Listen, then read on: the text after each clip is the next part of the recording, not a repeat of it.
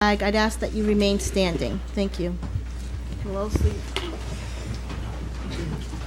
I pledge allegiance to the flag of the United States of America and to the republic for which it stands, one nation, under God, indivisible, with liberty and justice for all. It's with great sadness that we open this meeting tonight. Over this past weekend, we were notified that the son of Donald and Joanne Boland passed away unexpectedly at the age of 37. Information regarding the services is still incomplete. So at this time, I'd like to take a moment to extend our deepest condolences to the Boland family, and if you'd all join us in a moment of silence.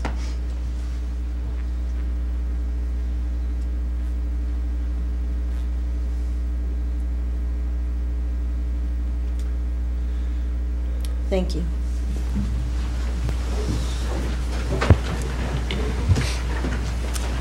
Madam Clerk, if you do the roll. Councilor Lambert. Present. Councilor Roderick. Present. Councilor Durfee. Here. Councilor Ruda. Present. Councilor Leonard. Present. Councilor Costa. Here. Minutes will reflect Councilor Boland is absent. Thank you. Councilor Costa, would you be so kind to read the consent agenda tonight, please? Yes, ma'am.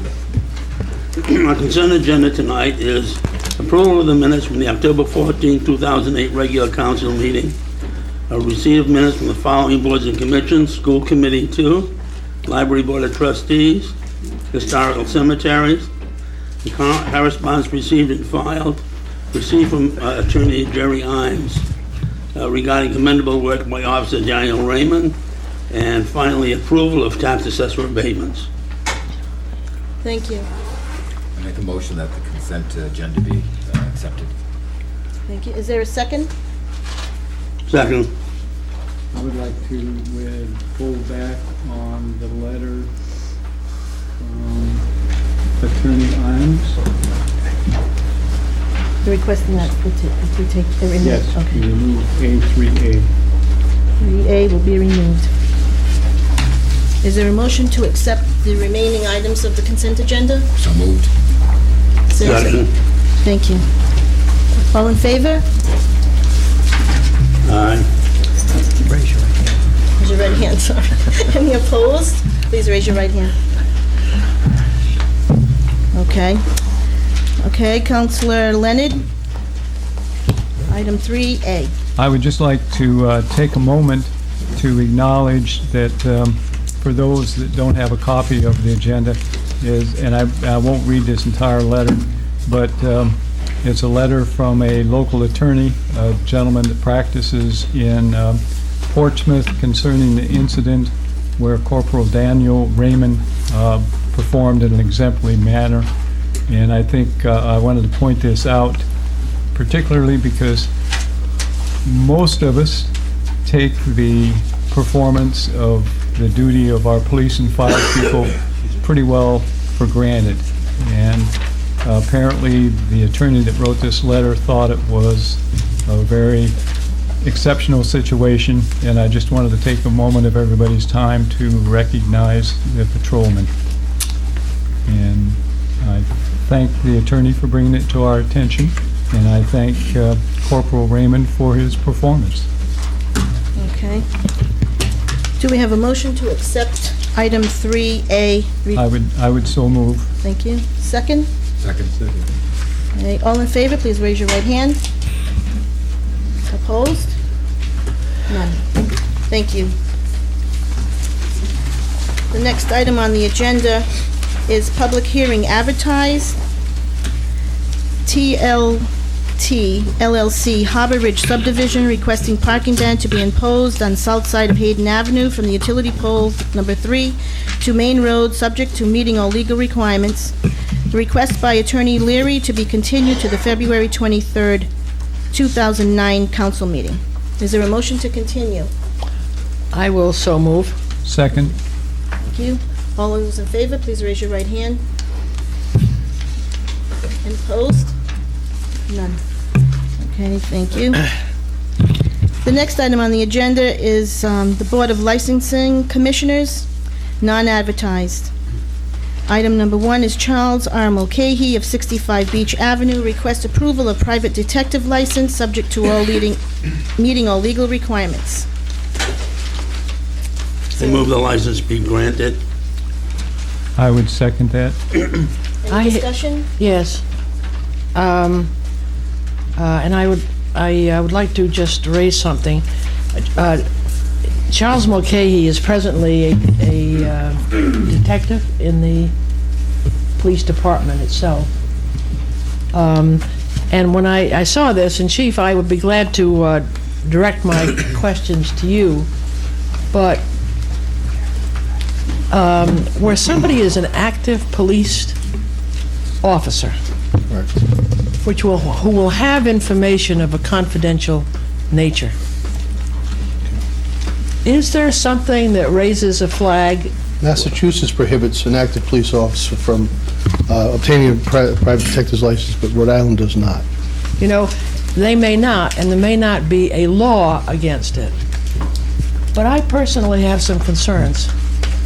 Because either way, if you receive information with regard to your private work that may have some criminality to it or criminal aspects to it. And I think there must be a policy in Massachusetts, and for good reason. It's actually a state law. It is state law, okay. The fact that we don't doesn't obviate it, for me anyway. I think I have some concerns with it, not for a person who is not an active police officer. Active police officer, detective within our department. But you could see some impropriety, not so much in fact, but the appearance of it. I don't think it's a good policy. I'd be glad to hear from the solicitor on this. I mean, I know it's a matter of first impression, and I haven't raised it, but I would have some concerns. Sergeant Mulcahy has indicated to me that he will be retiring soon. If we want to stipulate it upon his retirement, if that would satisfy... That would make me certainly, would ease my concerns, Understand. Amend the motion. but we did have a motion. If you wish to amend it, feel free. Wouldn't you be? I'll make a No, we didn't make a motion. okay, well, I'll make a motion that if it's granted, it be granted only upon his retirement as an active police officer from the town of Tiverton. Yes. He has met all the qualifications otherwise. No, there are nothing that would prohibit him from having, other than the fact that there's a And concern. the license that should not issue until that Okay. condition occurs. I'll convey that. And I would second that motion. Any other discussion? All those in favor, please raise your right hand. All those against? Seeing none. Thank you. The next item on the agenda is Robert W. Ramus, 654 Penn Street, Fall River, requesting approval of private detective license, subject to meeting all legal requirements. Is there a motion? Also move. I'll second. Any discussion? Chief, did you have any comment? There was nothing would stop that. It's just a renewal, sir. Okay. Okay. All those in favor, raise your right hand. Any opposed? Seeing none? Thank you. The next item on the agenda is the Board of Licensing Commissioners. It's advertised. It's Adrian Turcott, Tiverton Auto Parts Incorporated, 541 Bulgamash Road. Request approval for auto junkyard and secondhand dealer license at 533 Bulgamash and Block 116, Card 29, Bulgamash Road. Is this a public hearing? Yes. Okay. Is there anyone here wishing to be heard on this matter? Sir, if you'd come up to the podium, please.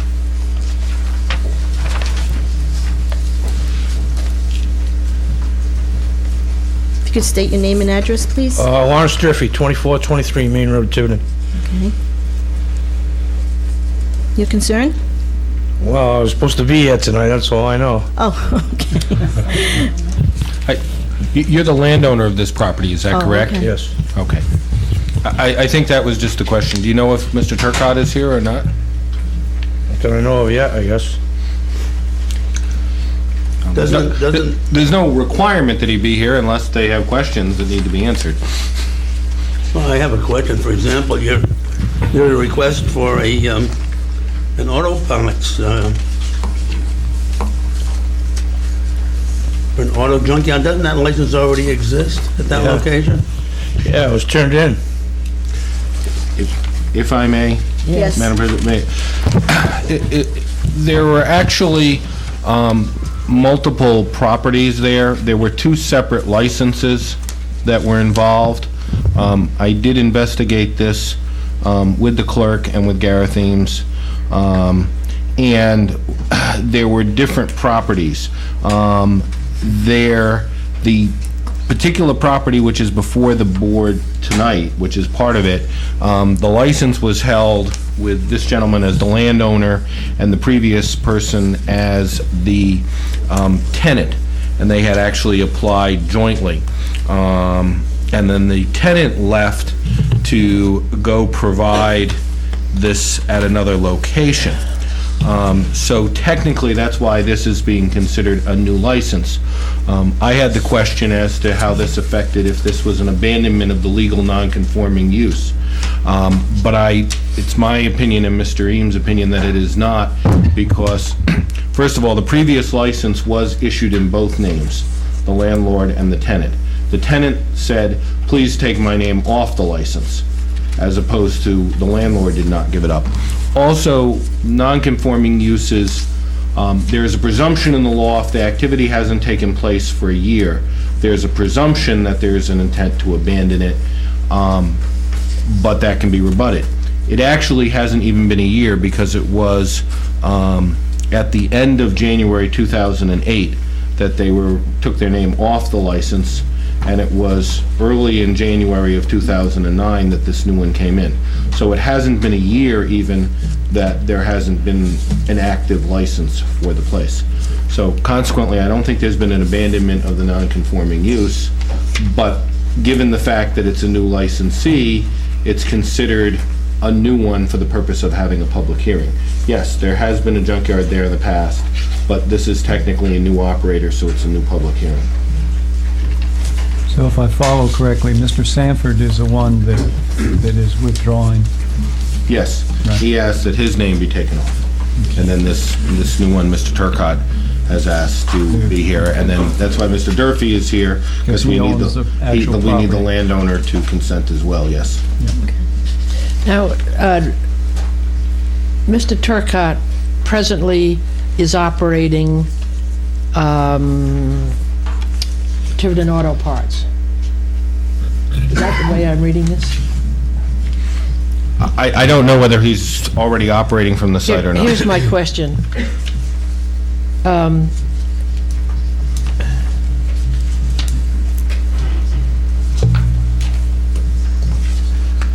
at least the map that we received shows Mr. Turcott. Durfee is sort of between them. And what I was wondering is this an expansion of Turcott's non-conforming use? It may be an expansion of his use per se, but on a legal zoning thing, I don't consider it to be an expansion, because it's a use that the use is the same. Even though different people were running it, the use is the same for the land. It runs with the land, not with the person.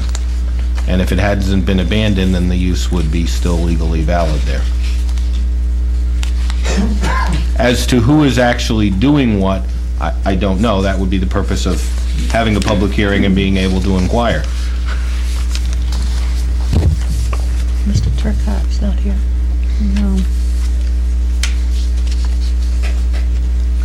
I know I would feel better if Mr. Turcott was here, if I could ask him some questions. Me too. How'd you make that? I think he is. Is this Mr. Turcott? Are you Mr. Turcott? Yes, I am. Oh, good. Okay. You're the man of the hour. Mr. Turcott, Yeah. is it the same locations that Tiverton Auto Parts already was? There's no expansion of the area itself? No. It's the exact same locations, everything? Yeah. There's just a change of ownership? Well, Sanford was running it before. Right, and you've taken over? I'm taking over, yeah. No expansion. I'm just using it for storage. Okay. Could I ask you, we have this map attached to our agenda, Yeah. and could you just come up and, I had a question with regard to Tiverton Auto Parts now is right here. Your building. Here's, Yeah. here is Bulgamarsh. Yeah. Here is Fish, Yes. I got salvage there and there. and there, And Sanford used to be in between here. right here. Yeah. Okay, and, He also was back here. right. Sanford. So what portion I'm just using this portion here. of this portion? Yeah. Okay. And your existing license covers, is that accurate? No, that's just a buffer, the land I bought before. So this has no That's just woodland. sign, okay. Mr. Turcott? Yeah. So 28A, the small frontage portion on the front, is that also part of? No. The only thing I'm using is this, and I'm putting a license in for over here where Sanford had, right here. Would you, for the Yeah, rest can of we our show us, information, what please? lots are we talking about? Yeah. Here, That would be, you want to take that, the it's, last time, this is the Sanford, okay, that you're seeking. I'm on 30 and 28. And this is 29, and you're using this. Now, is it clear the license runs, here, why don't you take that over to Mr. Costa here? I have this and this. Now, Sanford, Now. just this. Right. And Sanford had this He's in gonna have it between contiguous. Yeah. on 29. so this and this, you No, have a license for? This is not, I don't have a license for this. That's just a land I acquired I'm gonna ask him. as a What you buffer ask? zone. So nobody could build it. I'm confused. This is Which the lot, this is swampland. this is the lot on which you currently have a building? No building on this. The building is up here. Can you just name the lot numbers when you're saying up here and there Okay. in the buffer? Lot 28, there's no building. Okay, Lot 30 there's buildings on it. okay. Then lot Lot 29A 29 is a buffer, is that what you refer to No. as a buffer? 29A was, I referred to as a buffer zone. And lot 29 is the subject of tonight's Yeah, lot license, 29 is. which was subject run of- by someone else previously. Right, Sanford. Okay, lot 28 is 330, 541 Bulgamarsh Road? Lot 30 is 541. This doesn't have an address, a number?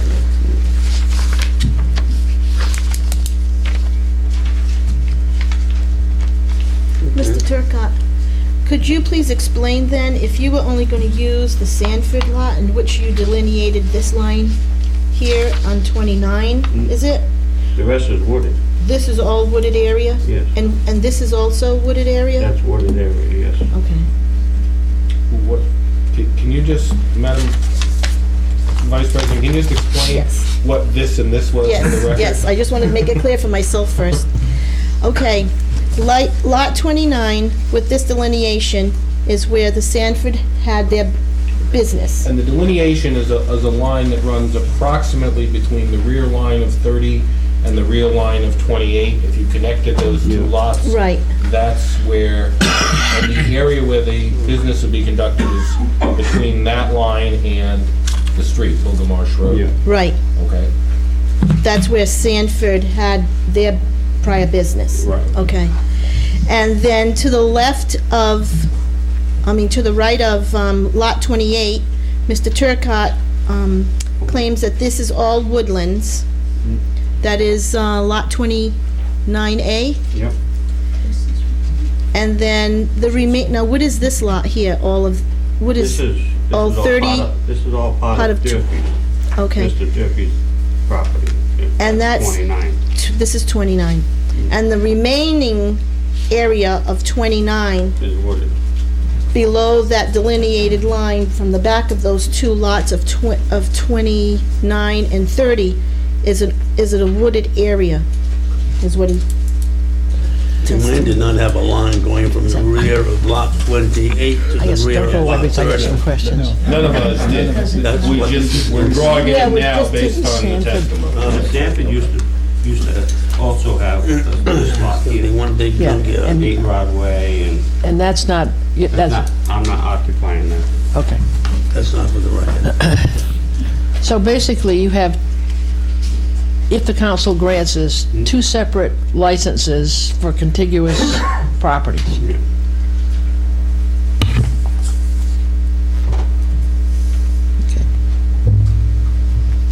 And that still wouldn't be classified as an expansion of use.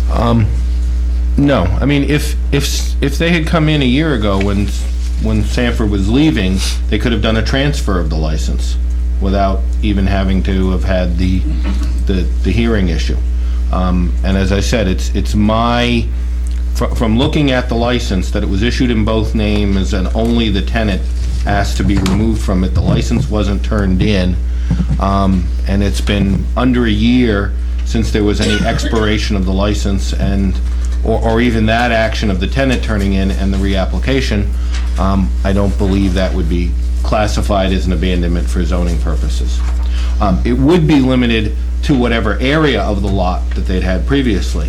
So whatever you do, if Sanford was only doing it to that line that we talked about, the line that would run between 30 and 28, then they would still only have that right to use it up to that line. And I would recommend that you make it a condition of your license as well, that it be granted to the area of Lot 29, but only as far south as a line running from the, and I'll speak slowly so Nancy can get it, from the southeast corner of Lot 30 to the southwest corner of Lot 28. And then only northerly of that line would this license apply.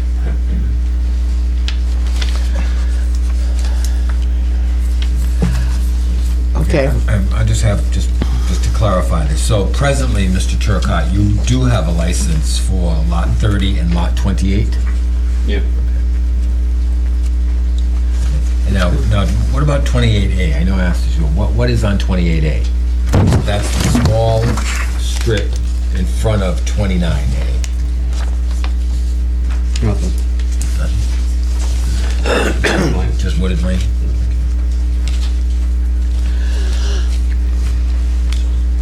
Okay, I'll make a motion. To incorporate Mr. Teitz's Yes. delineation. Yes, I will make a motion that the license be granted for an area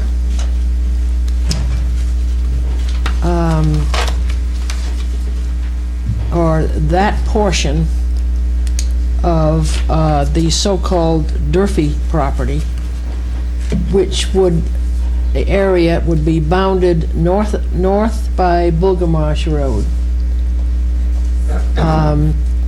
westerly by land of Turcott, southerly by a line drawn from the south boundary or the southwest corner of Lot 30, Southeast. southeast corner of Lot 30, on a line which is to the south westerly corner of Lot 28, also owned by Mr. Turcott. I'll second that motion. And then as long as you're creating a whole legal description and then bounding easterly by said lot 28. Yes. That would complete the square. Can we have a second? Second? Okay, I'm sorry. All in favor, please raise your right hand. Opposed? None? Motion is granted. Next item on the agenda. Thank you. That's all right.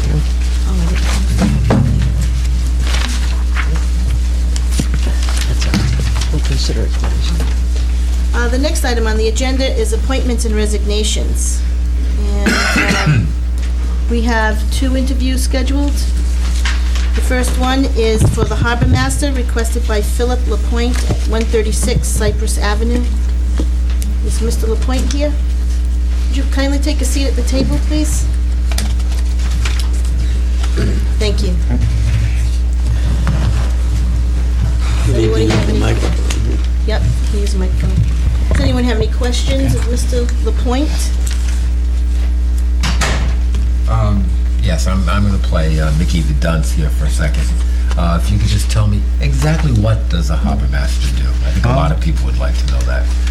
Well, for the most part now, I do administration because we do harbor patrols. I'm in charge of the mooring field management and making sure that the fees we collect are brought forward to the town. We also do enforcement of the town codes as far as speed limits and safety violations. Mostly I maintain a higher level of safety awareness than strictly law enforcement as far as speed limits go.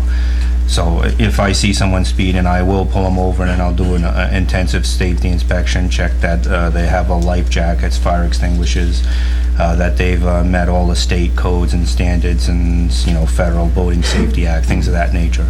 So mostly safety oriented and mooring field management. That's my main one. I do most of the administration.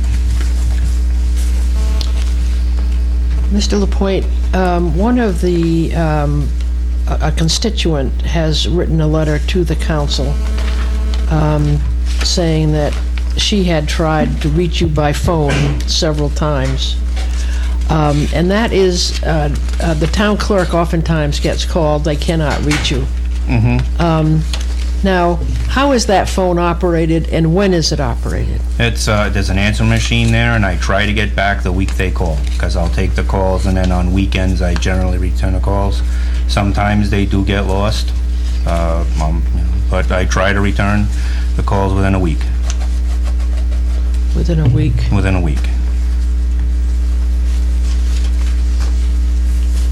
What happens when there's an emergency on the... I have a pager from the dispatcher, and if there's an emergency, then the pager goes off, and then if it's a boat that they need someone to drive the boat, I've also trained several of the firefighters to operate the boat, because I have a full-time job, and if I'm not available, I'm not available. So the fire department has use of the boat in case there's a safety of life issues, and the boat's maintained. The chief and the people who are going to operate the boat are taken out by myself and my assistant, Captain Ratcliffe, who's a fireman, and we make sure that they're, safe in operating the boat.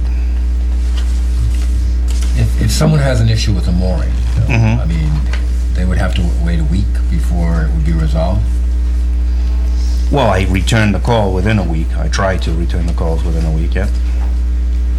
No, and I don't know what you mean by has an issue with the mooring. Well, let's say somebody couldn't get into their mooring, the buoy was gone, or... Well, that would be a different, yeah, that'd be a different, somebody else had pulled into their mooring. We don't see a whole lot of people, taking someone else's mooring. Probably they wanted to get on the waiting list and something along those lines, and just, trying to get on the waiting list or get information on a mooring. I get a lot of calls from realtors when there's an exchange of properties, what the restrictions or the limitations or the regulations for the moorings are in the town.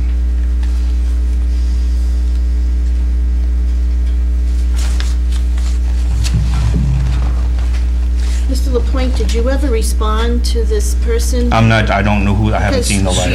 Because she wrote you a letter personally. Who was It was it? a letter sent to you personally. Okay, it might be in the box. I checked my box about 2 weeks ago, and I haven't. Has it been in the box since then?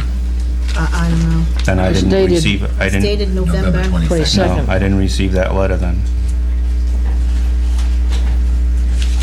Is there any other questions of Mr. Lapointe from the council? No? Okay, thank you. Okay. Thank you.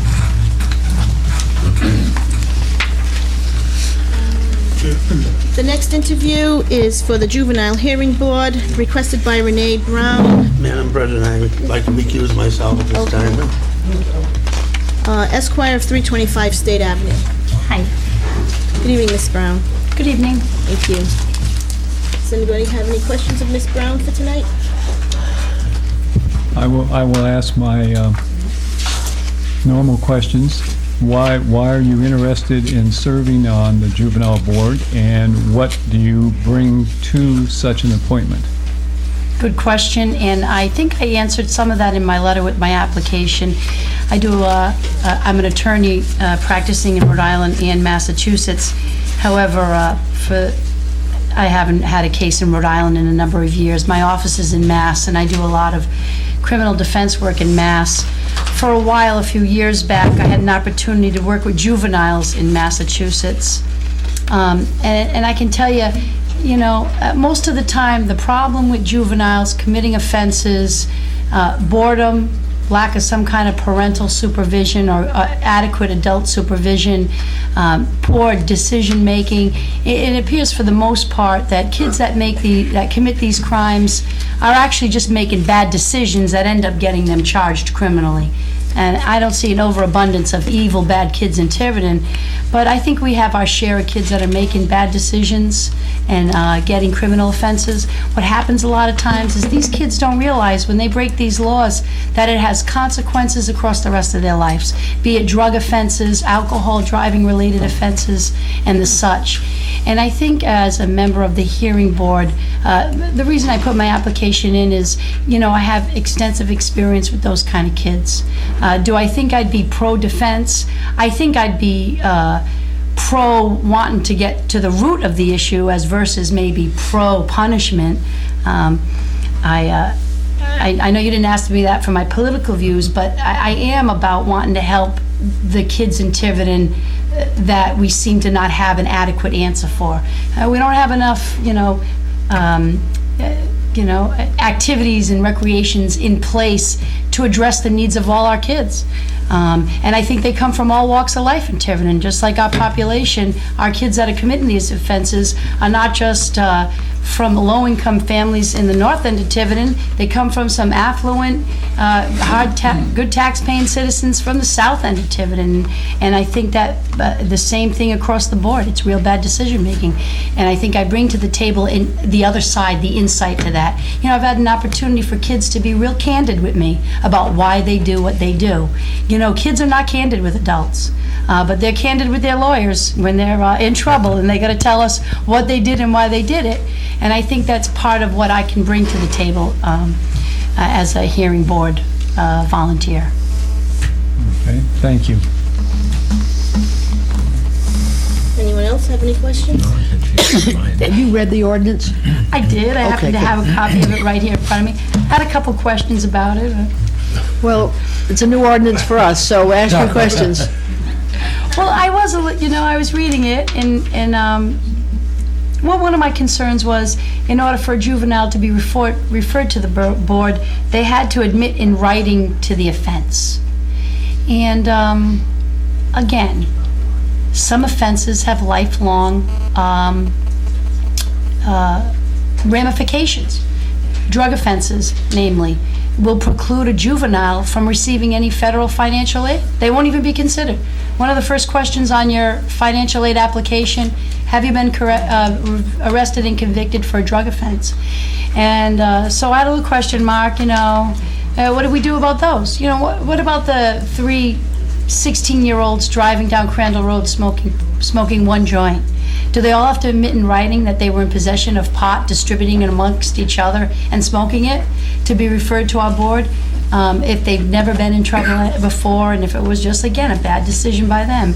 That was one of my issues. I don't know about that whole admitting to the offense in writing part of that. My other concern was the ability to revoke the driving privileges. I think we have some pretty strict OUI statutes in the state that cover that anyways. I don't see the hearing board being able to supersede that, but I do see it as a concern. I'd be real concerned if, my daughter who just turned 16 decides to drink 2 Budweisers next Friday night and take out my car and get stopped. But I don't know, the parameters of the hearing board being able to actually revoke that license. And I know it was a new ordinance, so those were my questions. Probably some answers to those, whether it would be part of their record. I mean, a juvenile board is not a district court hearing, so forth. But if you make the board, then you are free to make suggestions with regard to changes. Thank you. Any other questions? No?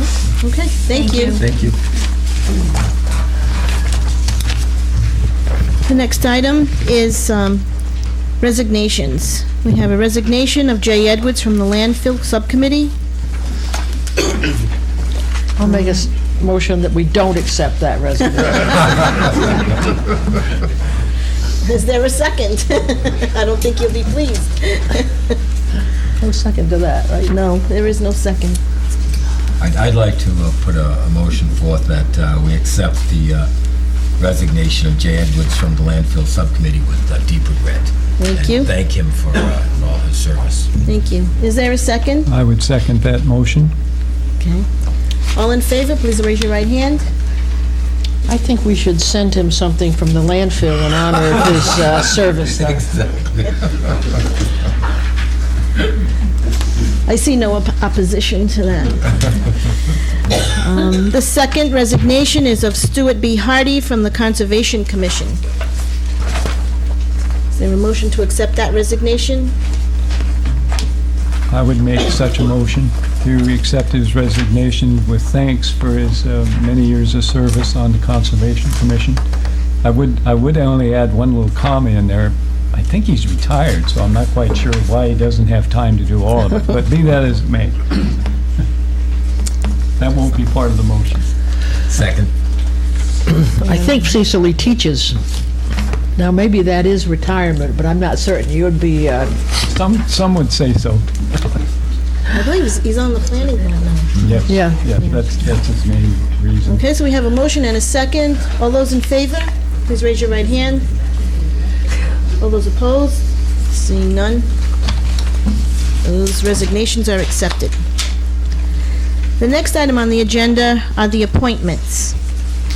We have the Recreation Commission with one unexpired term to expire June 30th, 2011. We have 2 volunteers for that commission. We have Joshua A. Mello and Chris Romelin. Do we have any nominations for the Recreation Commission on that one expired term of June 30th? I would like to nominate Mr. Mello, Josh Mello. Okay, is that a form of motion? Yes. Thank you. Is there a second for Josh Mello? I'll second that. We have a motion and a second. All those in favor of Josh Mello? Any opposed? Seeing none.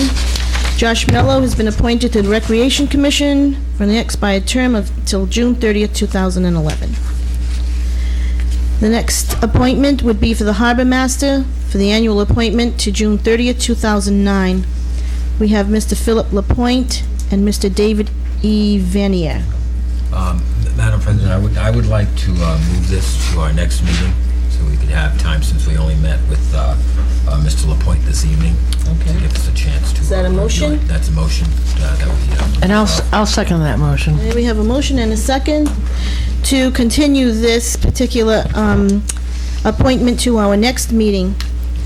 I might also suggest that if the Harbor Commission would like to make a recommendation, we might just ask them. If they do not wish to, then that's fine, but I'd like to, at least, he works with the Harbor Commission, and So let's amend that motion to Well, it would be, just use the time Time to. To request that. yes, and ask the town clerk to do that. Okay. We have a motion and a second to continue this particular appointment to our next meeting. All those in favor, please raise your right hand. Those opposed, seeing none, we'll continue this appointment to our next meeting. The next item on the agenda is the appointment to the Tiverton Housing Authority with one term to expire on June 30th, 2013. We have two candidates, Ms. Elaine Nearpass and Mr. Michael Burke. Are there any nominations for this appointment? I'd like to nominate Elaine Nearpass. And I'll second the motion. Okay. Any other nominations? Yes, I'd like to nominate Michael Burke. I'll second that motion. So all those in favor of the motion for Elaine Nearpass, would you please raise your right hand? 2, 3, 4. In favor of Ms. Nearpass? That passes. 2 against. Yes, so that'll pass. Ms. Nearpass has been appointed to the Housing Authority for one term to expire June 30th, 2013. The next item is, I'm sorry. I'd also like to make the comment, since this is my first experience with this. I hope everyone recognizes the difficulty of trying to make these choices. In all honesty, everybody's been qualified. And when we're looking for diversity in some of these boards and committees, you certainly have a diverse group that's applied. I would hope, for example, someone like Michael Burke, who obviously has a tremendous experience, would consider looking for another board or another committee where he could put his expertise at work. But I just wanted to stress, at least from my viewpoint as a newcomer, I'm not voting that anybody's not qualified. The problem is, it's all qualified people. And in all honesty, some of these choices, I'm sure, especially with the Juvenile Hearing Board, are going to be very arbitrary on my part. Please don't take it personally. No, you're absolutely right, Mr. Lambert. I appreciate that comment, because it is very difficult. We have a great cadre here of very qualified applicants, and it's been a very difficult decision to try to pick those. So the next item, I'm sorry. And that's going to become very clear when With we, the next- on the next Juvenile Hearing Board, because we had some excellent Madam candidate. President, I Yes, need sir. to recuse myself. Okay, from the Mr. consideration Costa. of the planning board. Okay, we have 5 terms expiring. 1 in 2009, 2 in 2010, and 2 in 2011. However, I do have a question. According to the ordinance, were we not to appoint 2 alternates?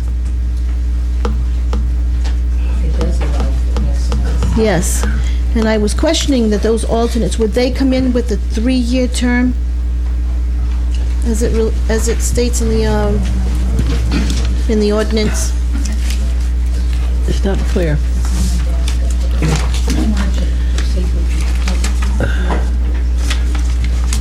Well, what we could do, Madam Chairperson, Yep. is perhaps go through it and hold the alternates. alternates while the town solicitor Okay. gathers some thoughts. So I guess what we should do is take the first term expiring in 2009.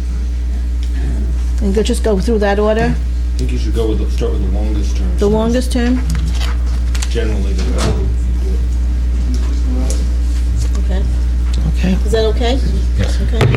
Okay, we'll go with the longest term. That'll be 2 candidates for the term to expire in 2011.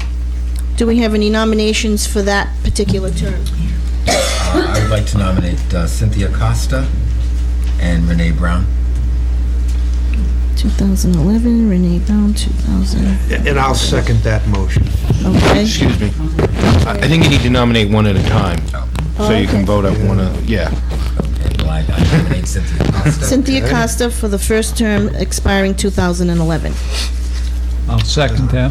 Okay. All those in favor of Miss Cynthia Costa? for that first expired term for 2011, please raise your right hand. I guess there'll be no opposed. So Cynthia Costa has the term till 2011. The second 2011 term, do we have I would like to nominate Renee Brown. Renee Brown for the second term, 2011? I'll second it. Seconded by Mr. Lambert.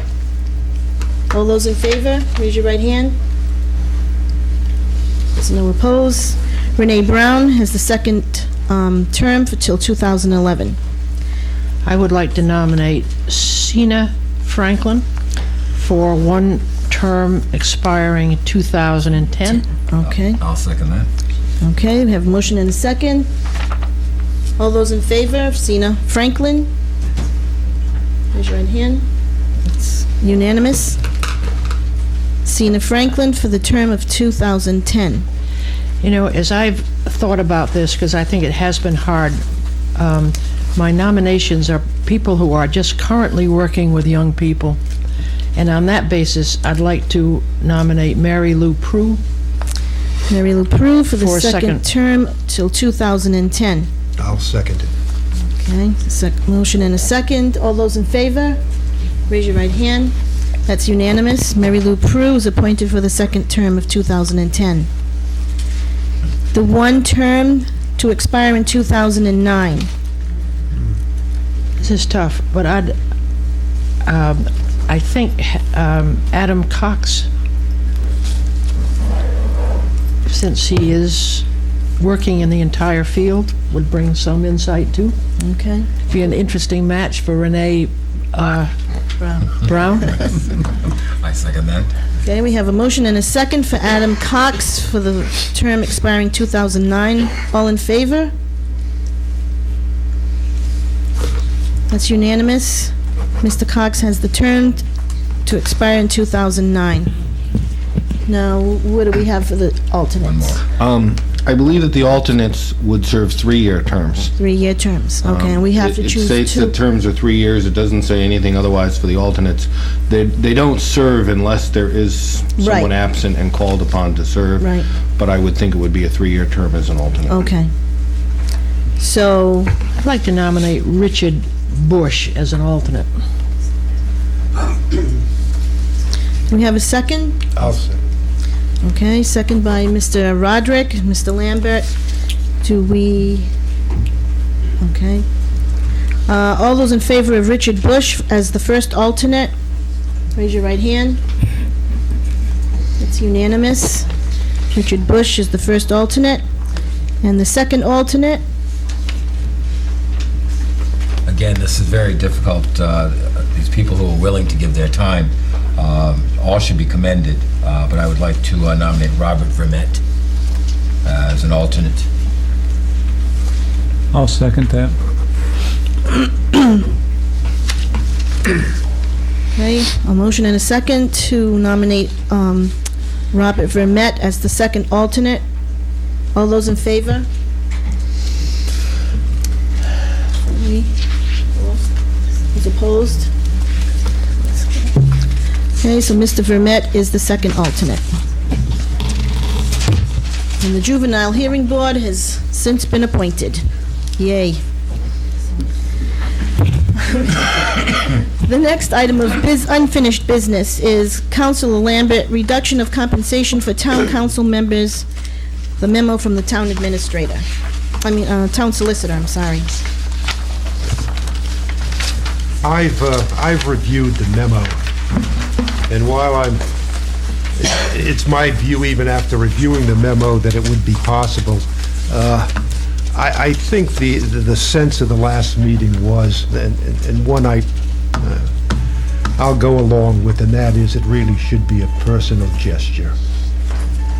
And I simply accept the sense of the last meeting and move on. There's no motion. Okay. I think that is the right thing to do. So I appreciate your taking comments and taking them under review. Advisement, that's right, okay. So we'll go to the next item on the agenda. Oh boy, I just lost my agenda. Where did I put it? Oh my goodness, Here, you want to borrow I mine? lost it. It somehow gets, It's mixed up there. The second item on the unfinished business is Council Leonard update on establishing major council goals. This is, Madam Vice President, this is just a reminder that I know that a lot of our attention is focused on financial matters, and they are truly pressing and they're truly difficult. But there are other things that the town needs to keep track of, and I think it's important that we come together to form a list of the top 3 or 4 items. I don't think we necessarily need to do that tonight, but I would like to keep the process going in that everybody submit their list of 3 or 4 items to Madam Clerk, and then we go through a voting process and a discussion process. Now, I could also, since I know that I've submitted my list, I could make a motion that we just adopt my list, but I won't be so foolish for 2 reasons. The most important reason is that I wouldn't dare to suppose that I have that sort of knowledge and breadth. So I would just, at this point, not take a lot of time tonight, but encourage everybody to get your list of the top 3 or 4 items to Madam Clerk so we can move forward. It's always amazing to me, you're elected for a 24-month term, and when you realize that you've just committed 2 nights, actually what it turns out to be not 2 nights a month, but typically more like 6 nights a month or 7 nights a month. For 2 years, that sounds like, oh my goodness, that's going to last forever. But I would simply note that we only have 22 months left, and it just is an eye blink since we started. So those months go by in a big hurry. So I would urge everybody to get their list in, and we'll move forward at due speed. Okay, so And I duly think noted.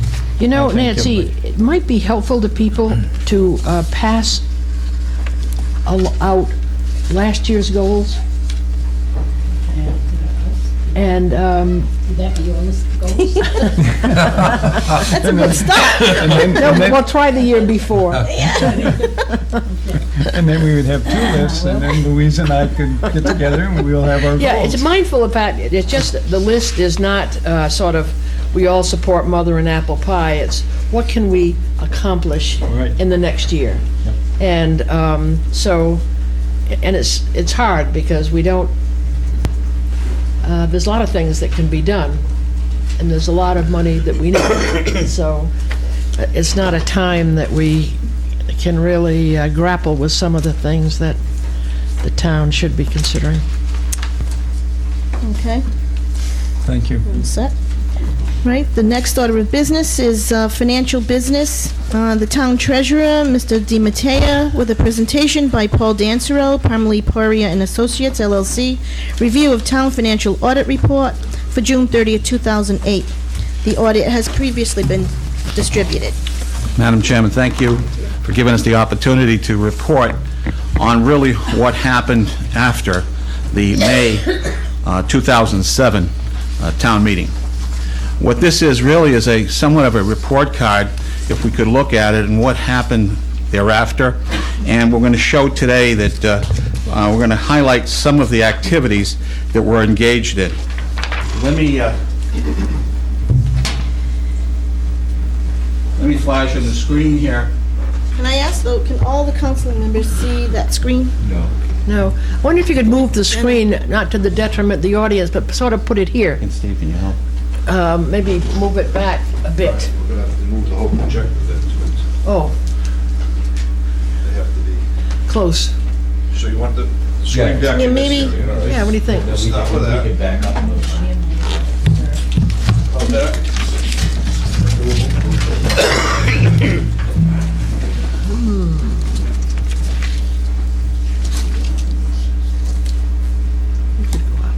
It's not.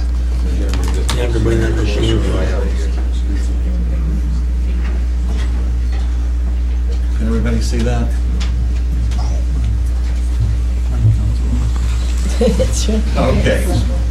We're trying this, by the way. This isn't our intention to be transparent using transparencies. But what we have here really is a scenario on a timetable on this annual report. Basically, the audit, as you know, the end of the year closed on the 30th of 2008.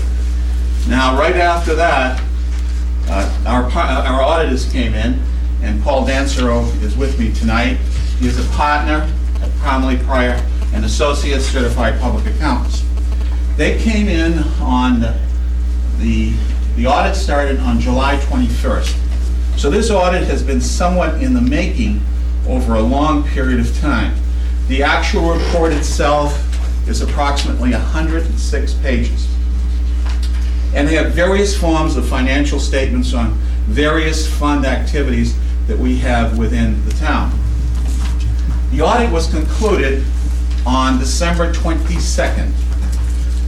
And by law, Rhode Island law, make that clearer for you. Rhode Island Law 4510-5, the Rhode Island Auditor General, Mr. Alamonte, Ernest Alamonte, requires that we present our financial statements, and all municipalities present financial statements no later than the 31st, or else they have to go before and ask for an extension. And on a personal basis, you have to go before Mr. Alamonte and define why you did not meet the 31st. We met the deadline this year. This is the first time, I believe, Mr. Dancero, in 3 years that we have met and complied with Public Law 4510-5. Now, during the management of that town meeting budget, basically consisted a lot of personalities, some of which are no longer here.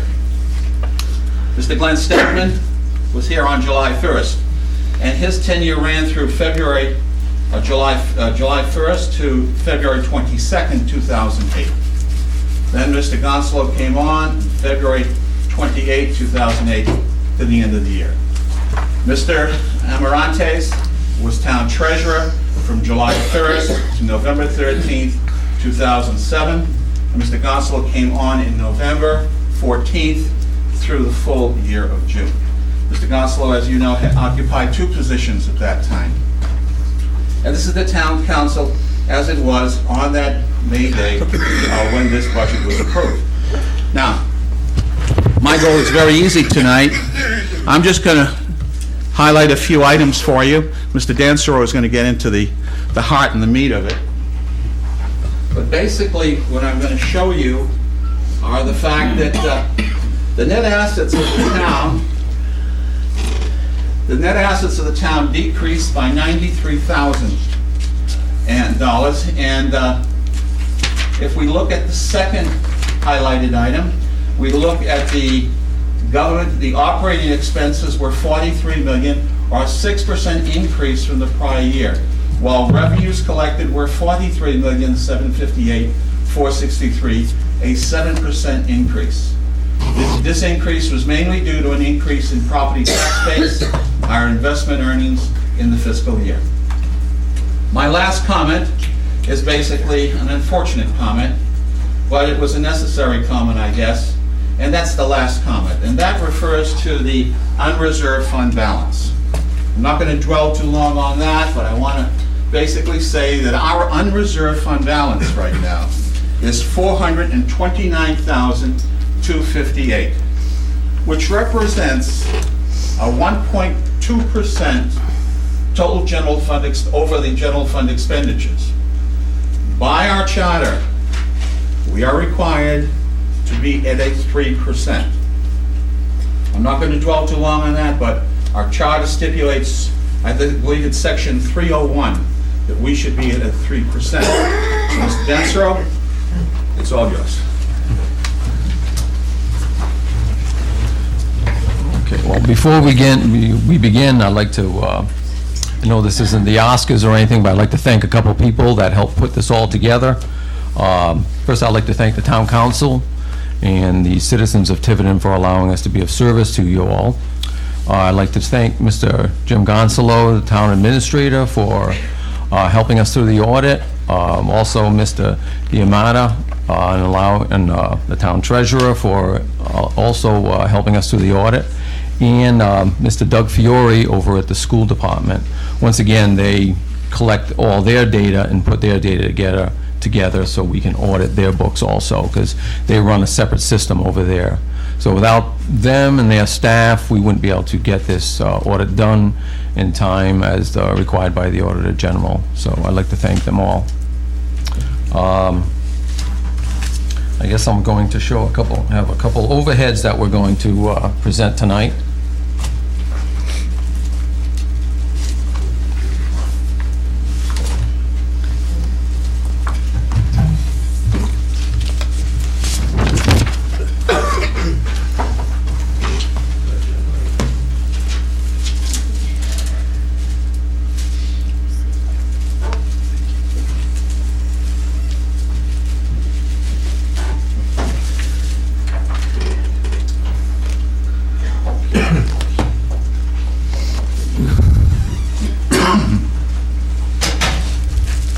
This first slide is, let me get my report here.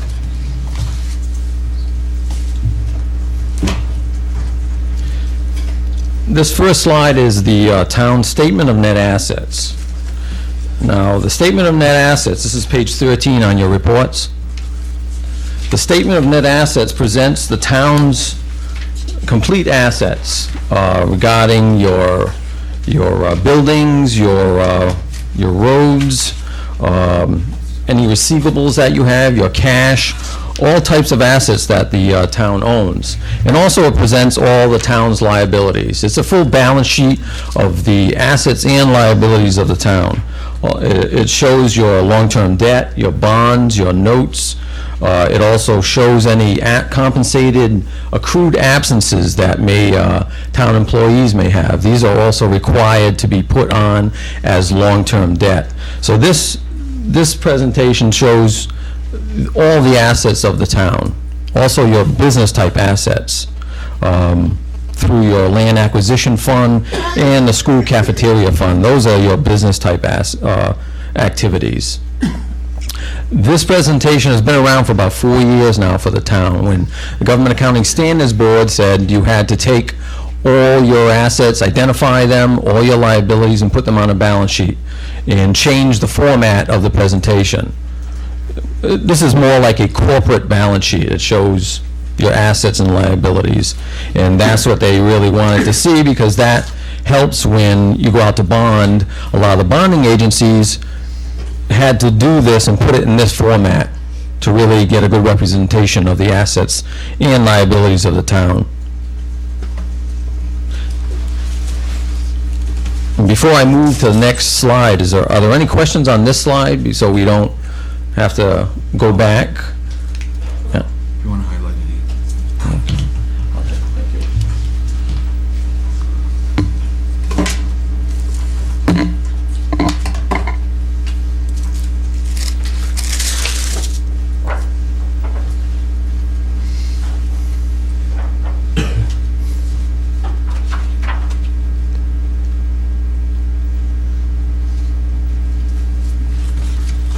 Now, the next slide here is basically the income statement, because we had the balance sheet that we're showing with all your assets and liabilities, and now this presentation is really the, I'll even use a little wand here.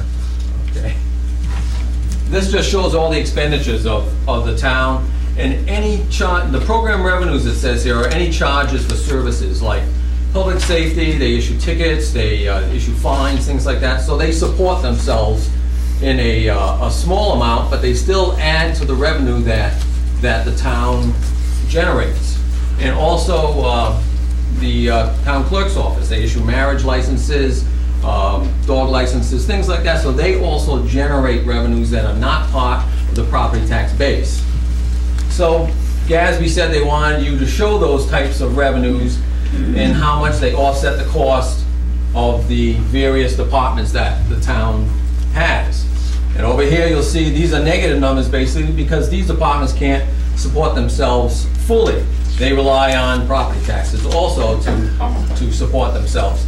So this whole presentation really shows how the departments have generated revenues and how much they rely on property taxes, state grants, and other miscellaneous interest that the town earns on their investments. And it all comes down to what we talked about, your net assets. What is the final number of the town's assets? And that goes to the balance sheet that we saw in the previous picture. Now, this is the new way that's been out for about 4 years now. The next slides I'll show you are the more traditional types where it shows your fund balance, and mainly that's what you're more concerned about. And the way the next presentation is shown is more on a cash basis. Do I have funds to run and operate the town? And that's what I'll show you on the next slide.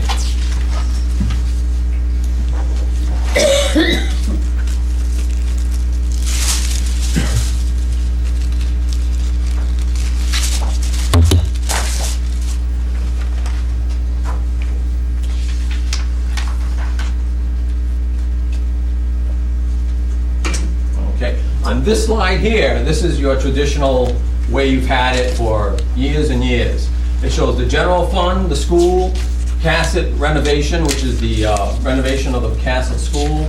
And over here it says other non-major governmental funds. These are all a combining group of all your special revenue funds. You get federal grants, monies that come in for Homeland Security, educational grants. All those are classified as non-major funds, so we group them all together in this column. But these are your major funds because these are the funds that either meet the requirements of GASB to identify them as a major fund, or the town says we would like to see them on the front page here. But it shows your cash, all your assets, your investments, any accounts payable, also deferred revenue. Deferred revenue would be revenue that has not been collected, because the only time in a governmental fund, the only time you recognize revenue is when you collect the money. It's not the levy. The levy is in the full accrual presentation I showed you earlier. But this shows you monies that are not collected yet. And as Mr. Diamante said in the earlier presentation, your fund, and this all comes down to your fund balance. And your fund balance is 429,000. I can't see it that well from here. 429? Yes, 258. 258. This is your unreserved fund balance. This is what's left over in a cumulative presentation after all the years of revenue and expenditures. This is what's left, basically, of your assets. If you sold everything, liquidated, this is what you would have left at the end. But not including your buildings or anything like that, because they're not on this presentation. So obviously, if you sold all your buildings, and those buildings that we saw on there, all those assets, they're at historical cost. They're not at appraised value, appraised market value. So obviously, the numbers in there are not presented in what you could actually get for them today if you decide to liquidate the town. Which obviously isn't going to happen, but. So the $429,000 represents a lower number than your charter request. As he said, your charter says you should have at least 3% of your operating budget in this number here. But as the financial institutions say, if you go out to bond looking for money, you did go out to bond recently for the renovation of the schools and all those types of buildings. And when you go out to bond, this is what the bonding agencies will look at. How financially stable is the town? And based on that, they will decide what the market will decide really, what rate you will pay when you go out to bond. Whether it be 4%, 5% for your bonds, and that's based on the financial strength, just because there's a risk out there, and markets look at risk. And if you are a higher risk, you will pay a higher rate for financing, just like in our own lives. So this is taken to a higher scale. So the markets look at saying a town like this should have about 8 to 10% within their fund balance, rather than just the 3% that your charter says. So at this time, the town should really look at maybe trying to, over the long term, move this number up to a more manageable number that the financial institutions would favor when you go out to bond. Towns like Narragansett, they had an overall plan about 8 years ago because their fund balance was down around 3%. And over the years, you could see, they did a natural progression, they moved it up to 8%. And within one of their documents, it showed that each year how it went up. So if I could suggest anything, I would say it's try to make a concerted effort to move this number up, because this number doesn't give you much room. If the town ever had a deficit for the year, you could end up with a negative number very easily in this area. Because it doesn't take much to spend an extra $500,000. A change in healthcare, obviously change in contracts, things like that. There isn't a lot of room in this area right now. What page was that? That was on page 15.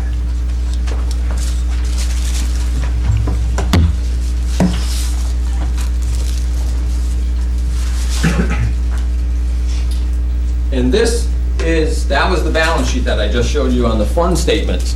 This is more like the income statement, showing what happened during the year. The revenues you took in on the general fund, the expenditures that you made, any transfers between funds. What happens here is the general fund transfers money to the school. So these are presented in this area here. Transfer out from the general fund, transfer into the school.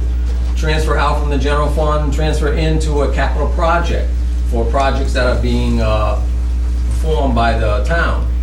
And then it gives you your bottom line. It shows you that the town had get my book. Yeah, Paul. This is page 16. Paul. Oh, okay, thank you.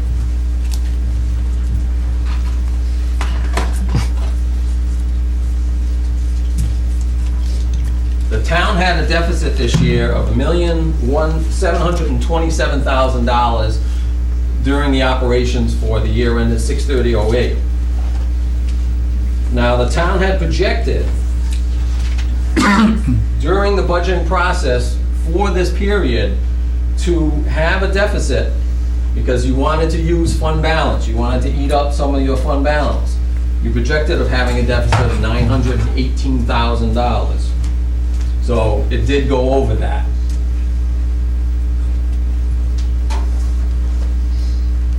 Okay, that's better. And then for the school ended up, after all its revenues and expenditures, the school ended up with a surplus of $550,000 for the year, which gave them an ending fund balance of $535,000 at this time. And then there are other various funds like the Picasset renovation. Now that's a fund that bonding money came in, and once you spend the money, that fund will basically go away because now the project has been completed, the funds have been used up, and the schools have been built. So these types of funds are temporary funds that you use to take in bonding money, finish the project, and then close the funds. But obviously your general fund, the school funds are continuous funds that will have budgets every year and continue to be used.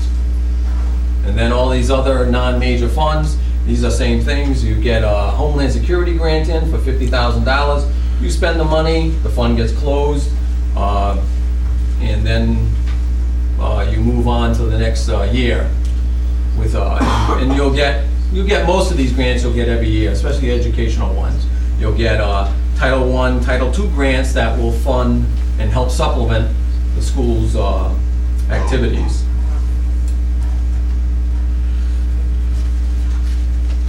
And those are the slides that I have. But I'd also like to say, we also do a compliance audit for the federal government that's required every year. And we look at federal spending. How did you spend that Homeland Security grant that you got? Did you spend it properly? Did you spend it under the compliance rules of the federal government. And we issue a report on that also at the end of this book. And if we find any issues with that, we would have to comment on them and refer that to the agencies that oversee them. But we did not find any issues like that during the year, so glad to say we didn't have any problems there. I don't know if you'd like to take questions now, if anyone would like to ask any questions. I have some questions, Paul. Okay. Like to go back over here, or? Yeah. One of the things that you say is the current fiscal year's expenditures and transfer exceeded revenues and transfers by $1,727,000. You just pointed that out. Yeah. On a budgetary basis, revenues exceeded expenditures and transfer by $826,422. How about explaining those two concepts? Okay, on a budgetary basis, revenues exceeded expenditures and transfers by $826,422. That's on page 3. On page 3, okay.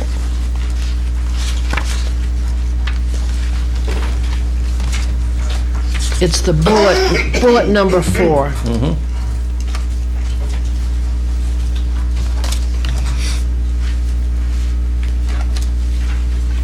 And that goes with, on a budgetary basis, what happens there is when you created your budget, you said you were going to use fund balance to balance your budget. And you're Okay. talking about the 900,000? Exactly. Okay. Yeah. So the 826,422, on a budgetary basis, revenues exceeded expenditures and transfers. Now, if we had not taken that 900,000 out, okay, because we had left over 826,422, basically. We could have taken 76,000 out, 74,000. What with the, On a budgetary basis, Yeah. revenues exceeded expenditures and transfer by 826,422. well, the budgetary presentation is on really page 56, the I whole. have that, yes. Yeah, okay.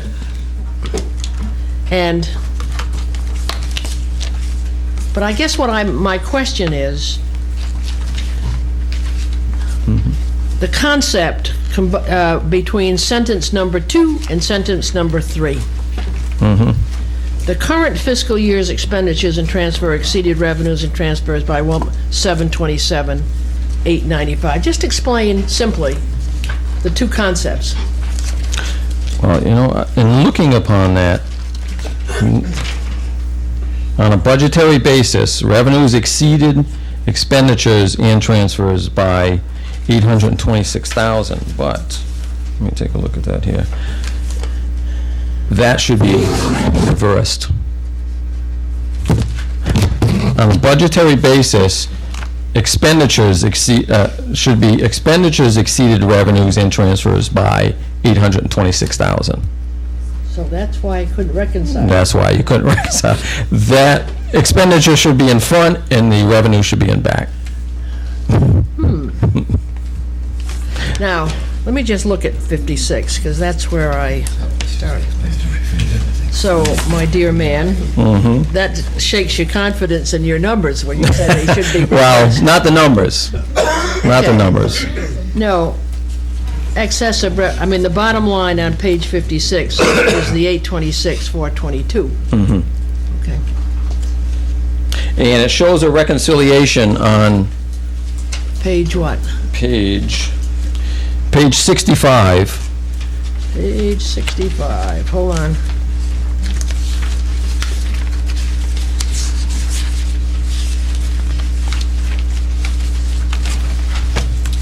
Page 65, hold on. Page 65. Okay, just, Yeah.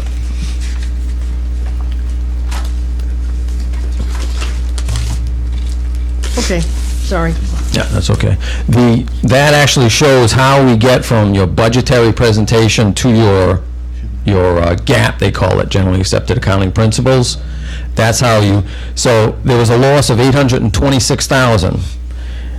When you have encumbrances that you set up, and when you have a change in encumbrances from a budgetary to a gap presentation, that's the change of $17,000. The $918,000 that you're using for fund balance is not a revenue source. It's just a recommendation that you do to say we want to eat up some of our fund balance. So that's taken out also, and that's how you get to your $1,727,000.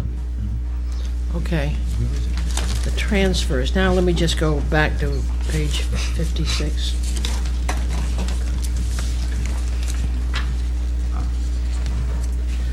Before we go back to 56, can you go back to page 63?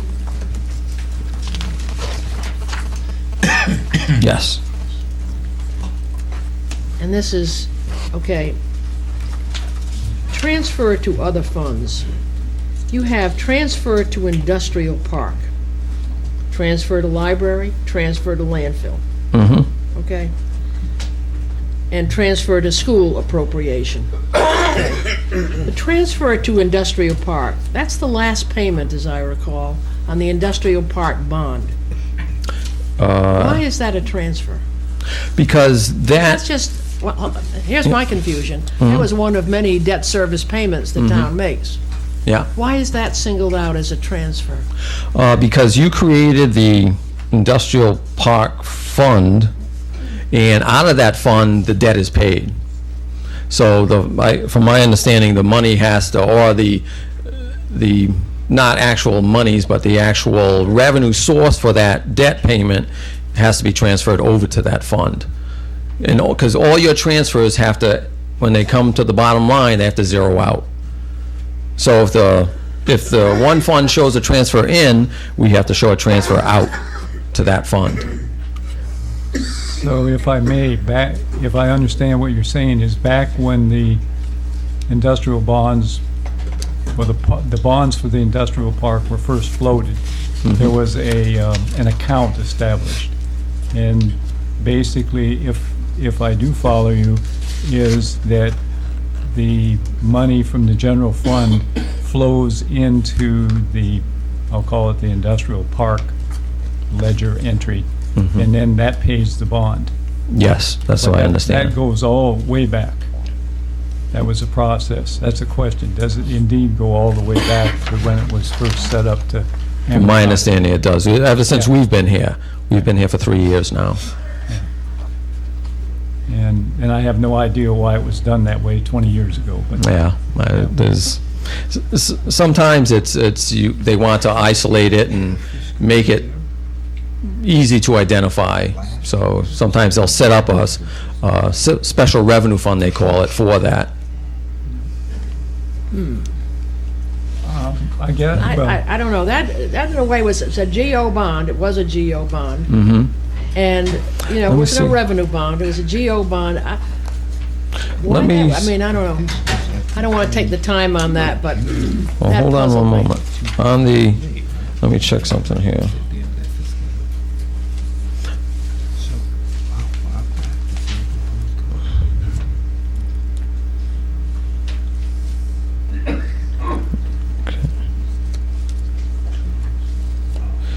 And I'd have to look at that more just to see, but that might not even be the full piece.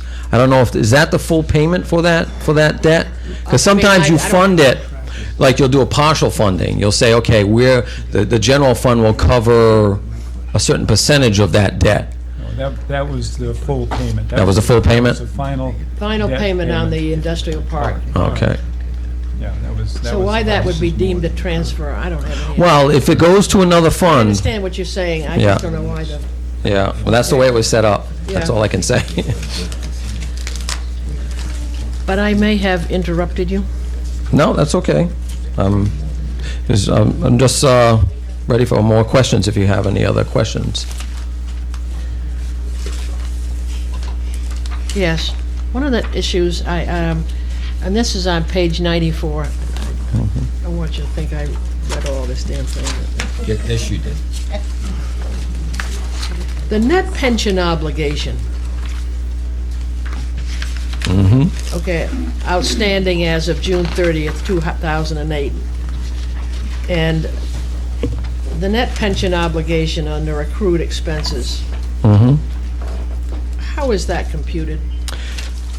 The town's actuaries will develop, I'm not an actuary, but the town, they develop a long-term look at the liabilities that the town has regarding pension benefits for its retirees. I understand that. Yeah.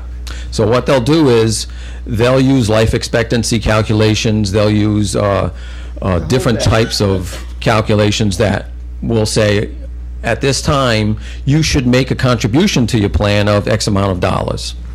Yes, but 191 is well below what the actuaries tell us. Well, this isn't the contribution. This is what they'll say is, they'll say you should make a $500,000 contribution to the plan. If the town makes its annual required contribution, the obligation will be relatively minimal. If the town decides to hold off on making those payments, the obligation goes higher and higher, and they charge you interest, just on the books, basically, for that undeposited contribution. There's an outstanding debt there, and they'll charge interest on that. And that all goes into the calculation of the net pension obligation. And the net pension obligation is a liability that is recognized for a future payment, a future liability. And that is required to be put on your books, but not on your fund financial statements like we talked about. It's supposed to be on your net assets. Do you get that figure from the actuaries? Yes. Okay, so we need to ask So, the- on that same line, is the 55,021 interest then? No, that's the change in, that's the increase during the year. Because if you look at page, we actually have the calculation presented in the notes, which is required. And if you look on page 52 of the notes,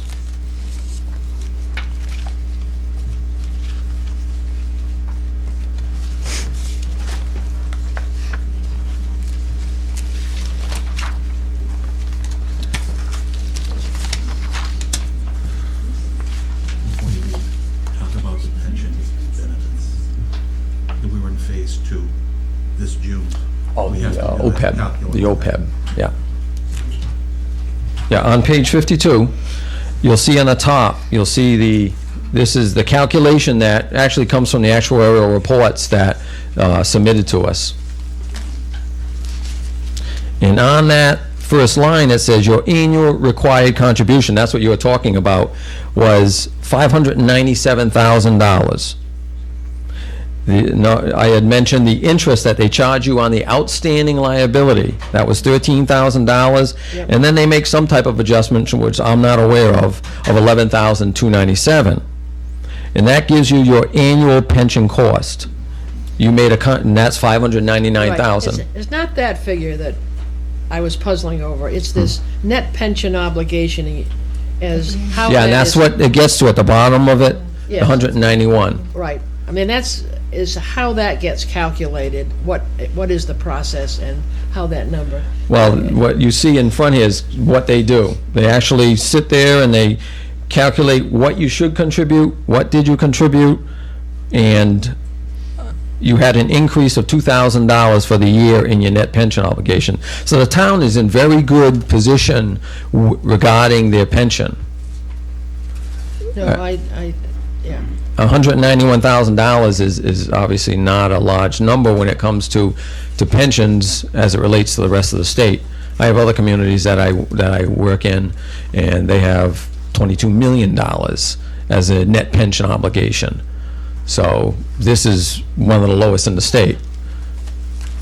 Now, is this pension for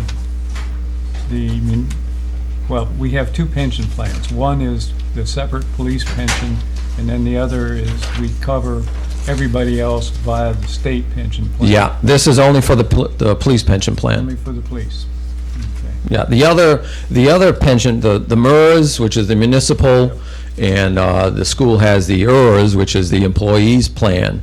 Now that, they tell you how much you should contribute every year, and you do that on a monthly basis based on your payroll. So you make those contributions every year. You can't fall into a net pension obligation with the state. They won't allow you. They'll just say you have to make your payment every month. So, and that's what the town does. So that type of plan has its own calculation as what the contributions should be based on the state plan. So like I said before, the town is in very good shape regarding its pension plan, which is a real plus for Tiverton, because many towns are burdened with overwhelming pension debt, where they're asking them to make an annual required contribution of $4 or $5 million a year. Excuse me, when you're only making a contribution of $590,000 a year. So that's not a huge strain on your budget every year. So does that mean, since we're doing well, we can contribute less than 500 and some odd thousand? Well, I mean, that's what the state's actually talking about. Mr. Kacheri went over that last week or two, that he would, they're looking into that, especially someone in your position, because you have such a favorable liability that if you win a couple of years without making your contribution, your liability wouldn't go up that much. Not saying to do it, but I'm just saying it's a possibility, because you're not so far behind like some communities that owe $22 million. They can't afford not to make a contribution. It'd be very difficult for them because they're in a tough situation already. I guess I'm having a little bit of trouble, because I remember seeing other reports that says our police pension fund is underfunded by significant amounts of money.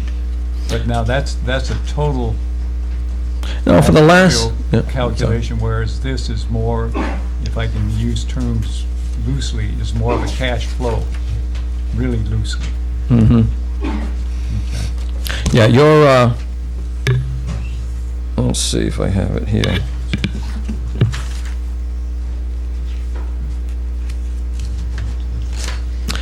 Because your net pension obligation, even the year before, was only $136,000. So it's been pretty steady for quite a few years now. It was in 2006, it was 138,000. So you've been making your required contributions, that's why it's been staying low. The landfill, I'm now looking at page 94. Landfill closure, schedule of long-term liabilities. As of June 30th, 9 months ago or so, $4,651,000. Yes. And those numbers are based on a study that was done, I'm not sure how many years ago, No, on the closure of the... right, it's who knows what it is today. Yeah, and it actually could go down. If new technologies come out, that could make the costs go down. I think that's kind of happening now. I've seen some of them where the costs may even go down because of changes in technology. But that study was done quite a few years ago, from my understand. Now, you have additions, 135, 470. Is that accurate? We usually appropriate so much into the general fund, but that's not really my question. That's a restricted account. Why is it, and that is done by the financial town meeting. And I'm not suggesting this be done, but if the financial town meeting released those funds to the general fund and saying, okay, Clean Water Action now has low-cost bond issues that they will lend communities to redo. Our reserve or unrestricted reserve would zoom. Well, let me think about that for a minute. If this landfill closure, I'm not suggesting, I don't want Yeah. anybody to go get nervous about that, but Mhm. I just wanted to ask the accountants. let me take a look at that for a moment here.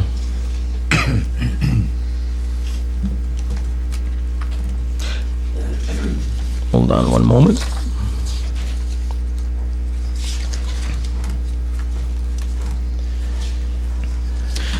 If I'm looking at this correctly, on page 87,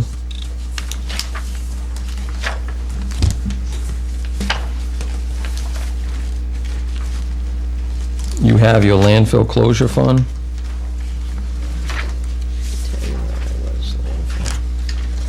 I was looking at, I was also looking at page 94. Mm-hmm, yeah, I saw that. Okay.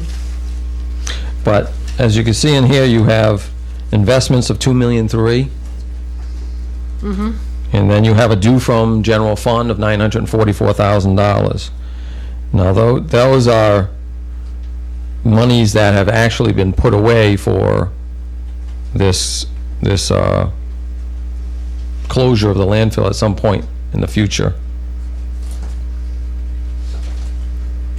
Which is a very good thing, because you've put away monies for that expense rather than having to realize it at one point in the future. That's 2014, we're required on that. Yeah.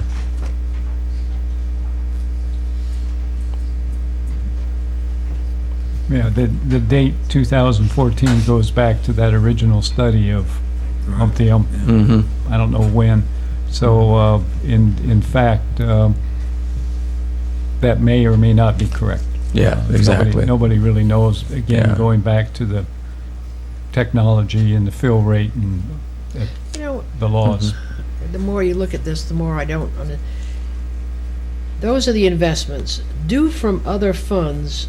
The landfill closure fund, 944. Mm-hmm. We appropriate 163 every year Mm-hmm. that goes into the fund.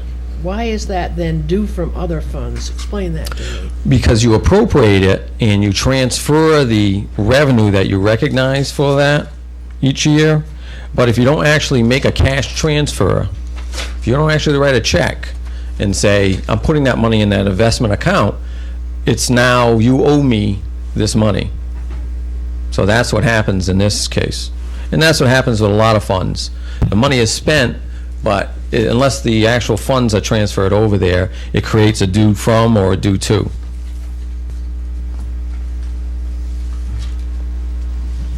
Now, is part of that just a timing issue in that this is as of June 30th? Well, that number 944 is a cumulative number. That's been going on, I guess, for quite a few years, because that's been the number's been going up and up. And one reason that you do that, well, you actually have money in this fund, but one reason a lot of communities create these due to, due froms, because they don't want to have 25 checking accounts or savings accounts all over the place.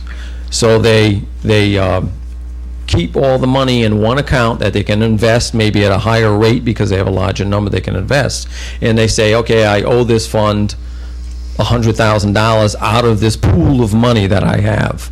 So it's kind of holding the funds for that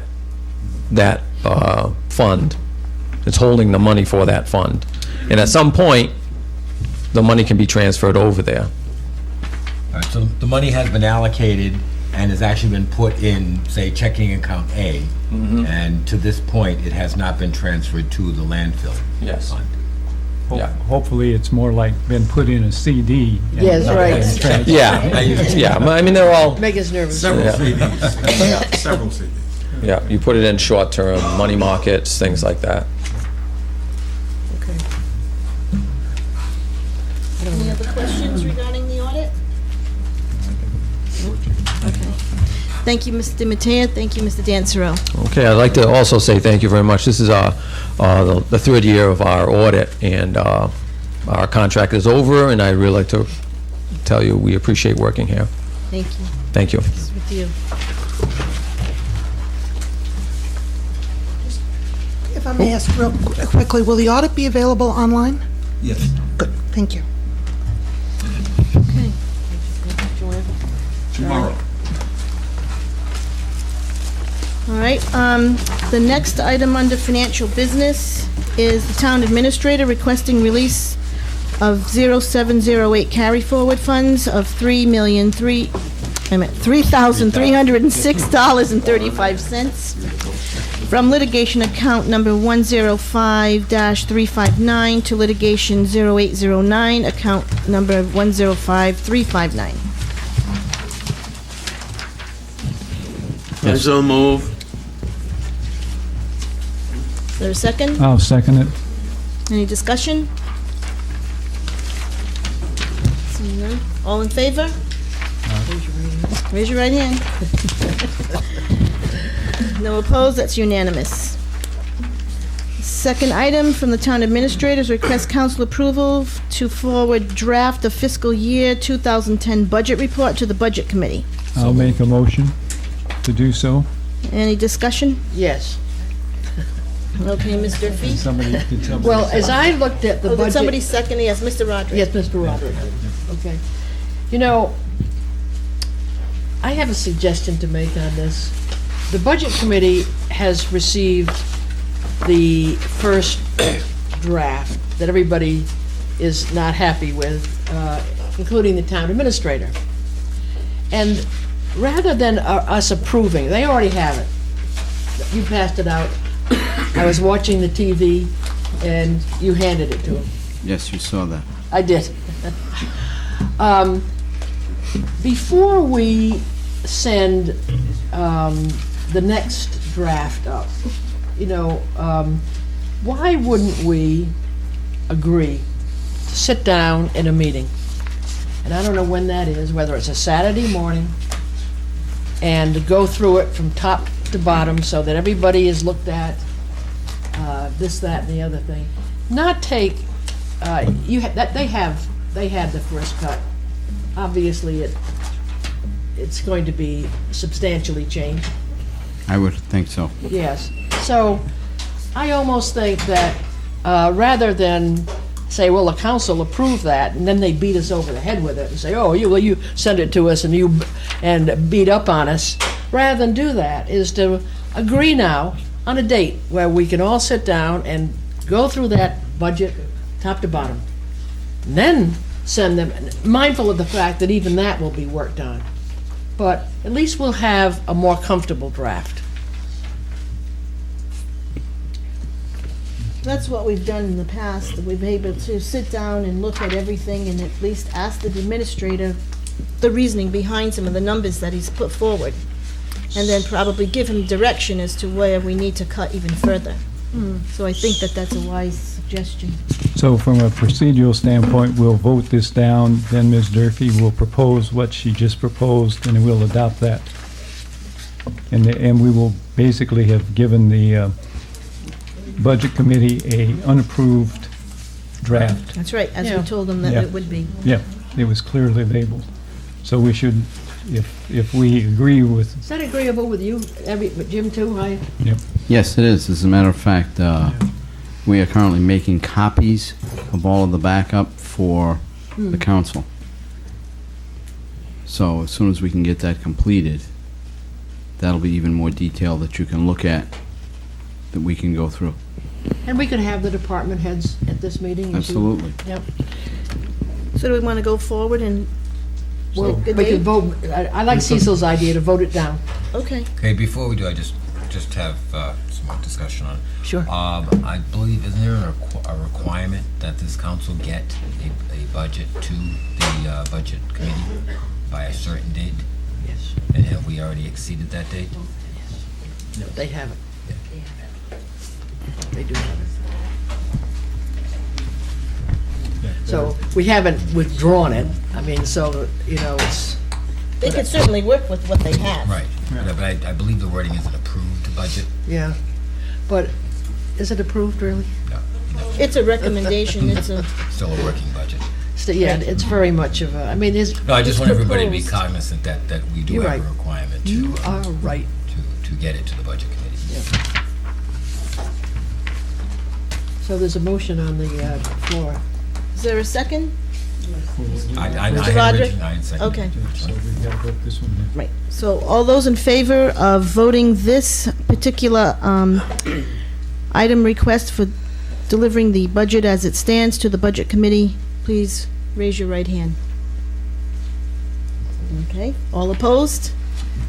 Really influence that, Mr. Iffy. Not really. It's unanimous. Well, I would like to make a motion that, now I'm mindful of Donald's schedule, but I'd like to make a motion to have the council sit just on the budget on a date that we all can agree on. Well, we'll have to wait till the material is ready. Yeah, when would that be, James? I would hope that it would be ready this week. We're currently making the copies. But we're making copies not only for the council, but for the budget committee, and so we're making some 21 copies roughly. And it takes a little bit of time, but we're working on it every day. So I will try to get it to you for your Thursday packets, if possible. Thursday packets, well, we, Well, right. you get, don't they get a packet every week? No, no. what about setting a night like next Wednesday night? That would be February 5th. Convene at 7, just sit here and do the arduous thing, going through. Line by line. Yep. Is it the zoning board? I like that date. No, you don't Oh, like no, that no, date. no, Nancy's no, no. on vacation. No, she's not now. Fiona. Well, what about the following Saturday morning? That would be the 7th? February 7th? Is that doable with everybody? Yep. Hannibal? Yep. We'll try to make it. Oh, no, you have to be here. We draft you. It's a Saturday, 10 a.m. If you bring the coffee, 10 a.m. Works for me. Usually the town clock brings the coffee. Well, I Then mean, Leona will bring the, I mean, you could make arrangements prior to leaving on vacation. We'll bring the coffee. So that will be February 7th at 10 o'clock? 10 o'clock. And I would request if the town clerk would send out an email just so Remind. everybody can double check their schedules to Okay. make sure that February 7th is okay for everyone. So do we have a motion to that effect? Any motion? I think Ms. Durfee made that, I'll second it. Second, okay. All those in favor, raise your right hand. Thank you, Cecil. Mine was an incomplete motion because I didn't have a date, so you supplemented that. It's unanimous. February 7th, 10 o'clock. And I would assume that would be here at the town hall, Ms. Town Clerk? Yes, okay. Get that posted and then. 10. We'll be notifying you, department heads. Okay, for the next item on the agenda under new business, it's John P. Canane, Dennis Talbot, Abelhart Commons Incorporated, 271 Stoller Hollow Road. Petition for town council to accept Abelhart Lane and South Commons Road, compromising new neighborhood known as Old Crandall Commons. And we have an attachment of the Tiverton Planning Board memo dated January 8th, 2009. Good evening, gentlemen. Okay. Let's see. Do we have any questions? No, we have a recommendation from the planning board. Okay, Yeah, it looks pretty straightforward. okay. Okay, I'll make a motion that pursuant to the recommendation of the planning board, that we accept Old Crandall Common Streets, that being Abelhart Lane and South Commons Road. Now, Andy, do we have to be more specific than that? As, if you just say as requested, would take care of the specificity. Okay. As requested. And I'll second that. Okay, we have a motion and a second. All those in favor, please raise your right hand. No opposed, that's unanimous. Thank you.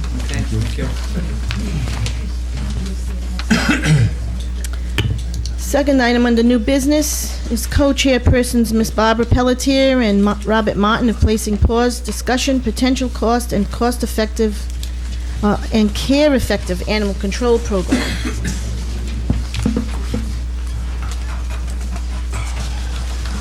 We had something passed out prior to the meeting. Good evening. Good evening. My name is Robert Martin. I'm from 313 Neck Road, and Barbara Pelletier. 104 Bonnie Field. And we are both co-chairs with Placing Paws, which is a 501c3 private nonprofit animal advocacy group in town. We come before the council tonight to express our concern about the potential budget cuts that could be coming down the line as the town may be facing deficits, and how they may affect animal control in Tiverton.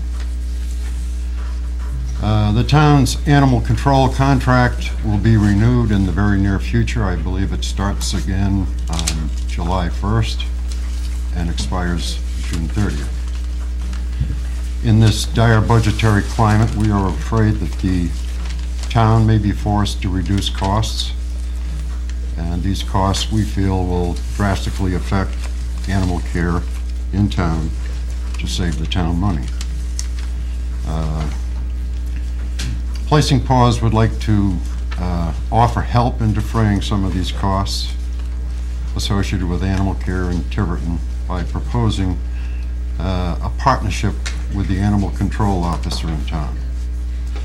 And the whole idea behind that would be to help provide some help with the medical expenses for Tiverton's sheltered animals, to provide some temporary fostering in private homes for hard-to-place cats and dogs.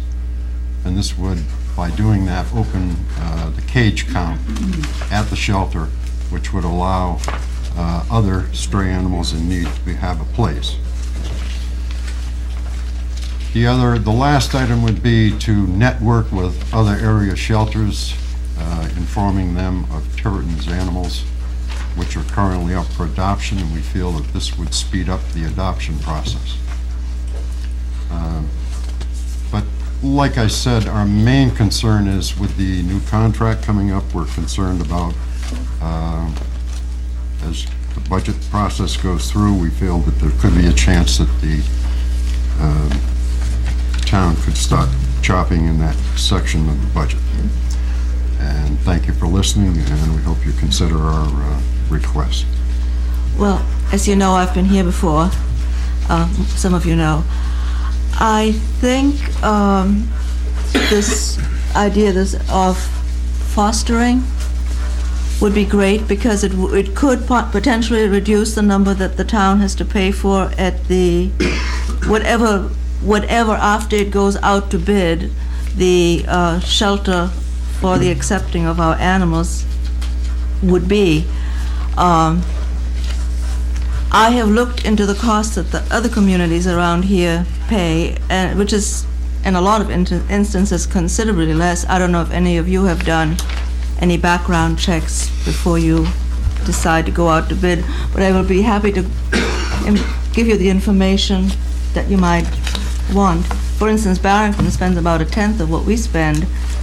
Somerset, which is a much bigger community, spends around $50,000. It doesn't include cats, but by state mandate, if you notice on what I have given you, the state has a cat title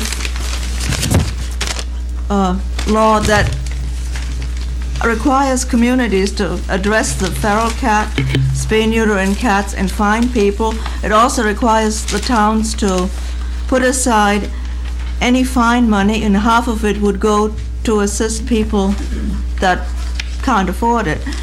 And hence, I believe that came into being in 2007. About 3 years ago. Signed by the General Assembly, right, I believe. and it is a state law, and we just can't ignore it. So that thing eventually will come back to bite us. Another thing which actually concerns me is the statement of our animal control to his chief on the what is the cat policy, and Paws Watch, which puts an inordinate amount of money into this community, which is another nonprofit busy in Rhode Island. And if you look at some of the statistics, and unfortunately the lady, Michelle Barcelo, couldn't make it tonight. They have probably fixed, spayed and neutered, in excess of 200 cats in Tiverton alone. More than half of what is found is not a feral cat. It's a cat that was abandoned, that was dumped. It's trying to exist in the outside. It needs very, very little of boosts of medical care, etc., but it is an adoptable animal, and according to our policy, it probably would be put down.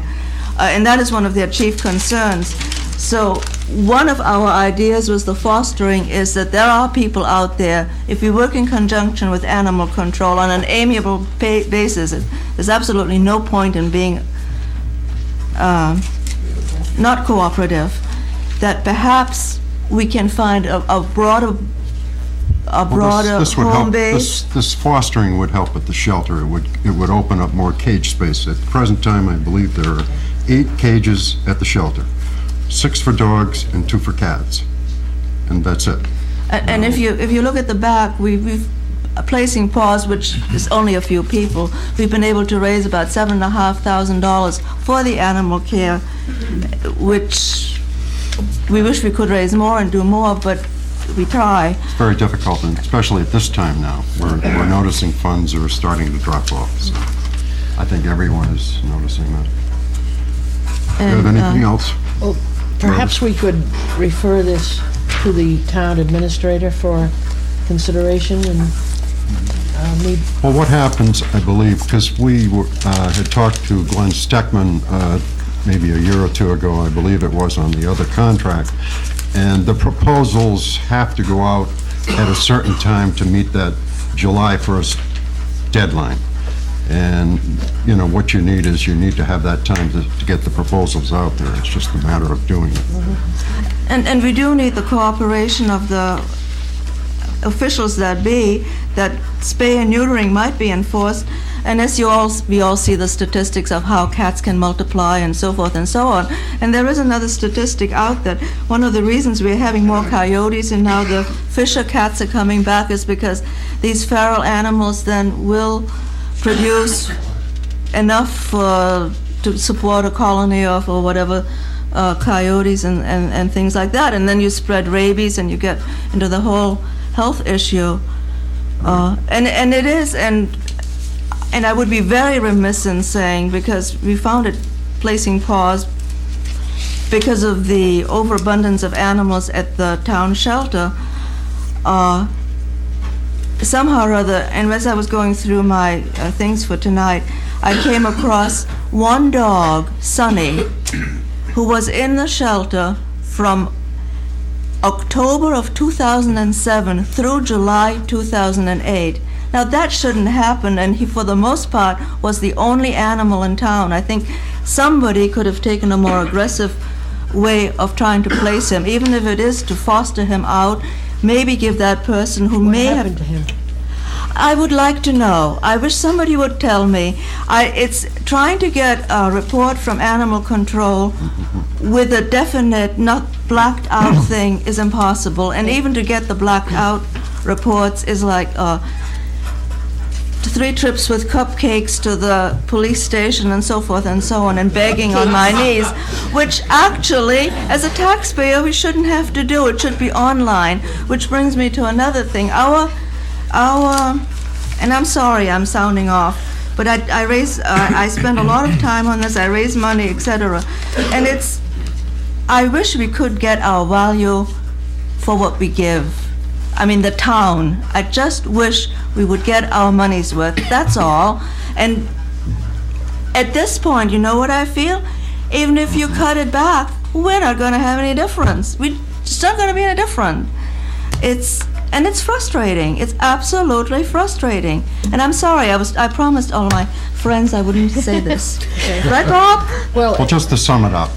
Yes. What Barbara is- I'll be quiet. What Barbara is saying is that... But I'm a great resource for information. What she is saying is that as a small group in town, we feel that with the amount of money that we raise each year, we could help defray some of the costs that the town faces. Hopefully, the budget won't be cut as much as we feel it's going to happen, but with networking, fostering, and helping with medical expenses, we'd like to help the town. That's why we came before you tonight, and I hope that you consider the request. Sure. Thank you, Mrs. Pelletier. Thank you, Mr. Martin. No, and as I said, I have statistics. I Could I make used one to. suggestion? Excuse me? Your organization is called Placing Paws Mission? No. What do we, Placing Paws mission statement. Okay. That never got read, Okay. I'm sorry. I was just going to ask you for an address. I mean, somebody may be listening and may be willing to make a donation. Well, what we've used is Barbara's address at 104 Bonniefield Drive in Tiverton. Okay, that's good enough. There also is a post office box, but I don't know that tonight to give it to you, so I would have to get back to you. Good work. No, it is, I and know. if you what? multiply the You're talking 200 to dog lovers. Yeah. I mean, everybody on this council has some kind of an yeah. animal, so. No, we started out as being for the dogs, but they're actually in the state Oh, I know the cats, I'm sorry. Yes, The cats. actually in the state. Actually, what happened, There's when this group formed, I believe at times there were 12 animals up at the vet, 12 dogs. Yeah. And now the population goes between 2, 3, 4, 5, 2, 3, 4, 5. But the situation up there is kind of tough in relation to No, fostering cats. is, yeah. Um, Yeah, we, And Don't this, take- this group, Paws Watch, which we help with our money, they have really handled the feral cat situation in town. Just You do the wouldn't- You numbers, wouldn't believe yeah. what happens in Little Compton. There's a girl down there, I swear she works 24 hours a day just Lori catching Mello. cats down there. I mean, we should have her as an animal control officer. She's absolutely fantastic. You know, and if you multiply 200 cats by a minimum of $50 investment, even at a reduced spay neutering, that's a considerable sum of money that's put into the town. Thank you. Okay, And thank we will you. assist with dogs too. That was our primary mission. okay. Appreciate your time. Joanne? Thank you.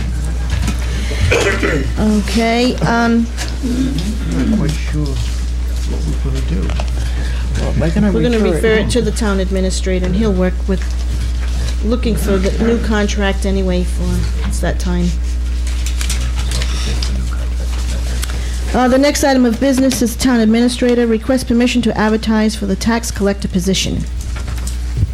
Yes, I received a resignation from the tax collector that she will be resigning as of March the 20th.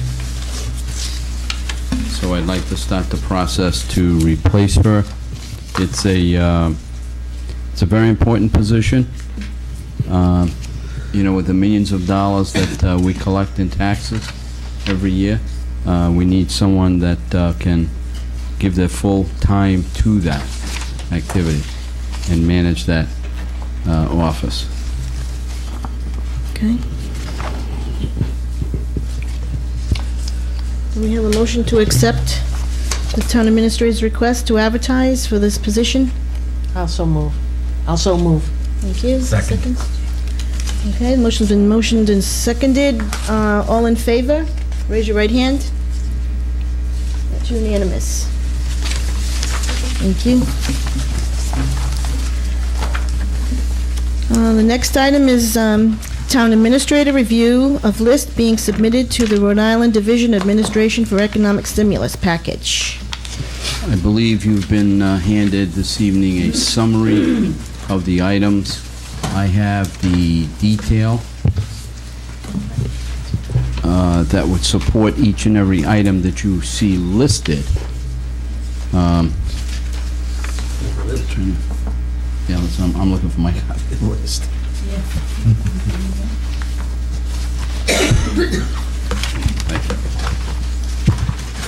And I don't know that all of these items should be submitted for the economic stimulus project for the state, but these are all the requests that I have received.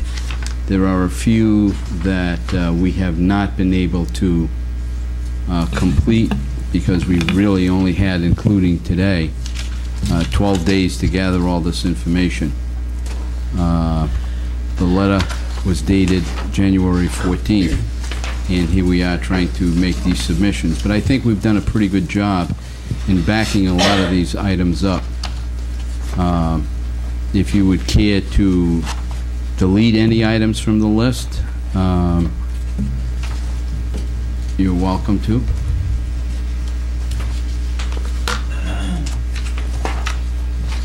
I did have just one question. Under fires, you have fire station. Does that represent both Main Road and Crandall Road, or are you talking about just one of the buildings? That was just one of the buildings. Well, it's a wish list. Which one? I believe it's possible to expand that to both the main buildings? one at, in North Tiverton. I was just going to suggest maybe we could expand it to both buildings. I'm sorry, did You're you talking about renovation and expansion, with the emphasis on renovation of the fire station. I was just suggesting maybe put an S at the end of station and we can run it. I mean, it's a wish list, Jim. It certainly is.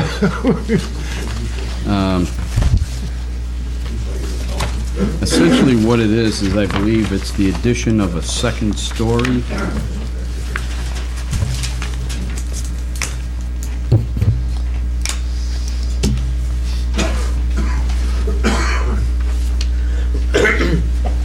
Jim? Yeah, I don't spend a lot of time on it. I thought maybe the S had been dropped or something by accident. No, But if you've already made the decision, that's fine with me. You know, it is a wish list, right? Yeah, I mean, as you said, but is that really what is responsive to the wastewater management gave us what their proposals were, and they had, a design, when the design would be done, and were like 4 different things. And that seemed to me to be sort of responsive. I think they'll just take some of this and throw it in the waste basket. Well, some of them, Miss Durfee, I put in some of these. Oh, did you? Only because I was told that these were original 1930 WPA projects. And if they were willing to, the idea of the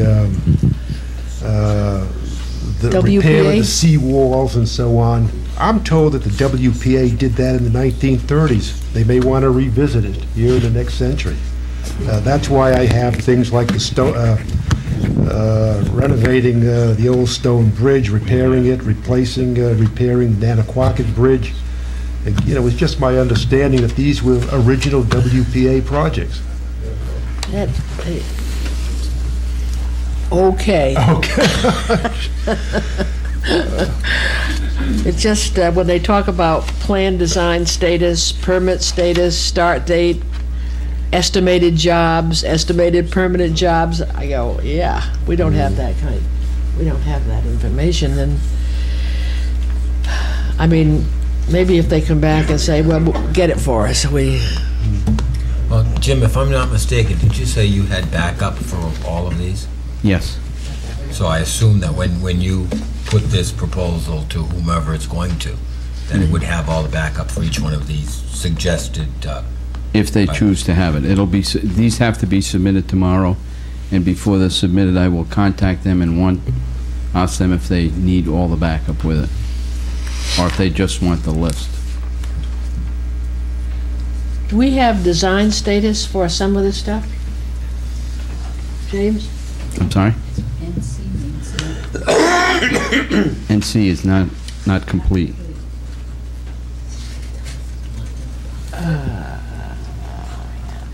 Maybe I'm looking at the wrong thing. Well, the information is here for... Oh, this was passed out tonight? Yeah. Oh, goody. Yeah. The, There's a new list. Hopefully you're not looking at the list that's in your packet. Right.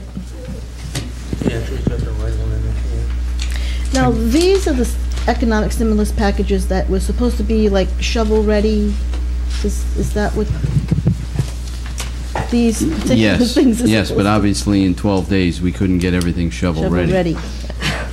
But I don't think that they're ready to award But I thought the this yet wastewater anyway. management, I thought that that's what they had come Yeah, to tell us, that if they I were, recall, that they were ready. Because those Yeah, are projects they've had in abeyance for the Right. last few years. Right, with the design standards complete.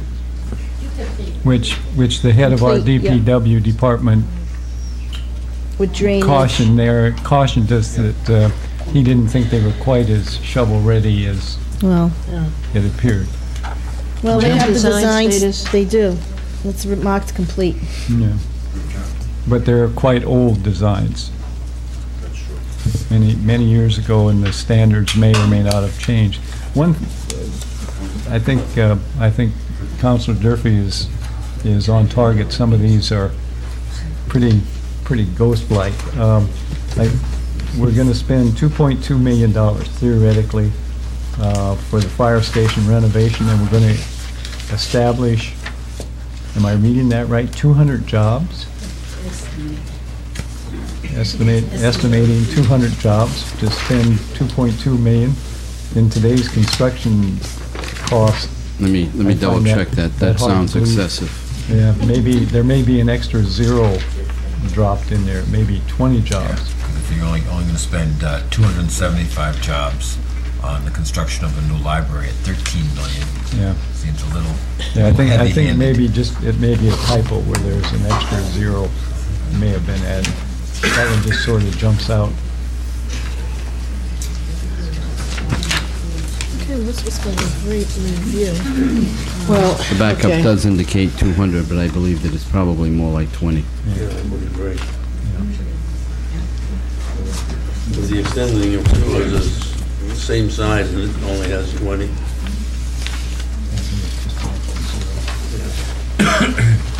So you'll be all set to meet that tomorrow? Send this out, Jim, for tomorrow? I'm sorry? This is all set to go, ready to go for tomorrow? If whatever you approve or disapprove, I'll just amend the list. We were asking it to review. Well, if there are some projects on there you don't think are worthwhile, then we can certainly remove them. Well, without the backup, it's kind of hard to You're determine. gonna give what them to do. something to disapprove, let them disapprove those. Well, you Grant could- the rest. you know, I don't know what to do with this list, but I'm a little skeptical that we have the permit status for some of these things. With CRMC within 200 feet, DEM approval to extend the sewer. I gotta tell you, I don't think we're there, but if we want to send this list up, I mean, I don't know what to take off. It's just, if they want a hurried list, they're getting a hurried list. Madam Vice Chairman, I suggest you take off anything that's on state highway, because the state is putting their whole list together, so... It'd be a duplication. of- Yeah, it'd be a duplicate, they won't even look at it, so anything that, the Nanaquacket Bridge is state highway, the seawall state highway, so anything that has to do with anything that we don't own, I would suggest you take that off the list as a start.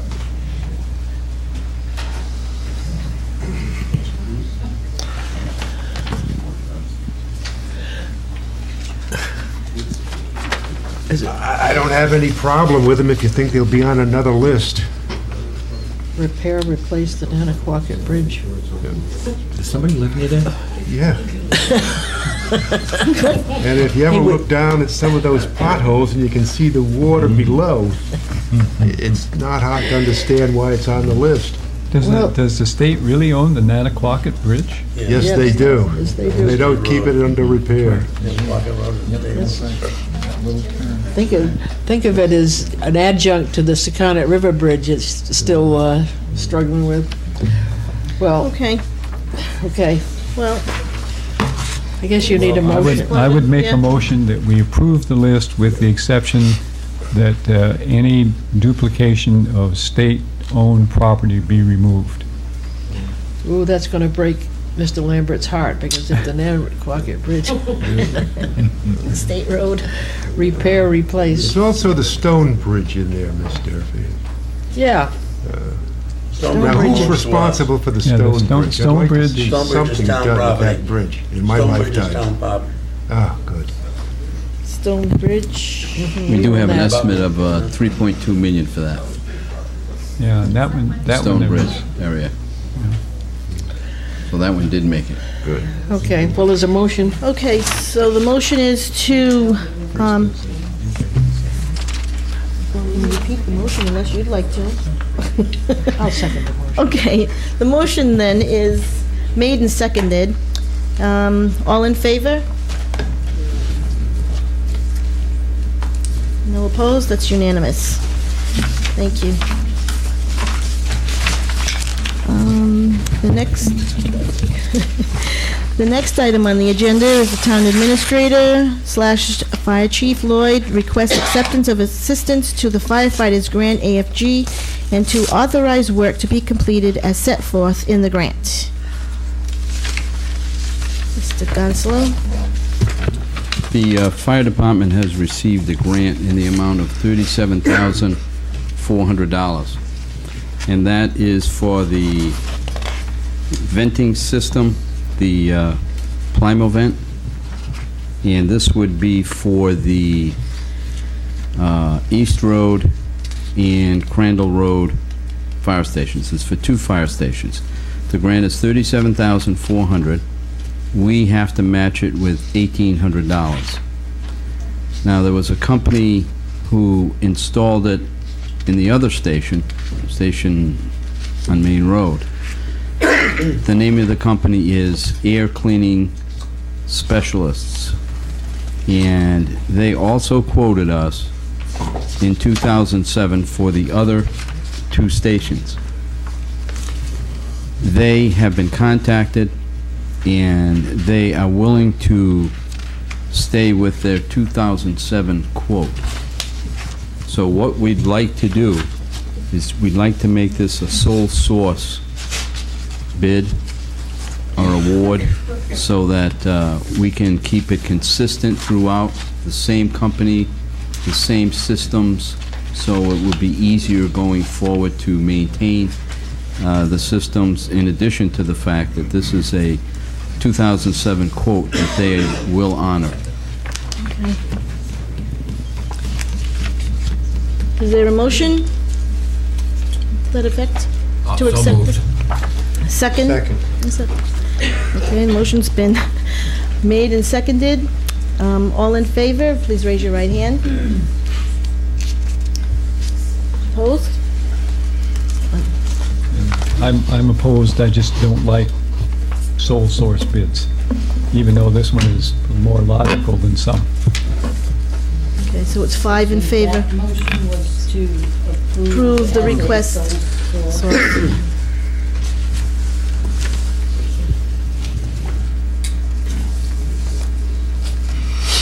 There's 5 in favor and 1 against.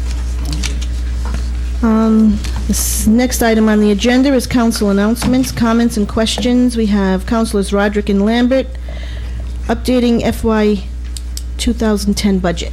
Okay, this is just an ongoing, again, to ask Mr. Gonzalo, as he continues to review the budget, are there any other areas that you've looked at that you feel that we can make some cost-cutting area?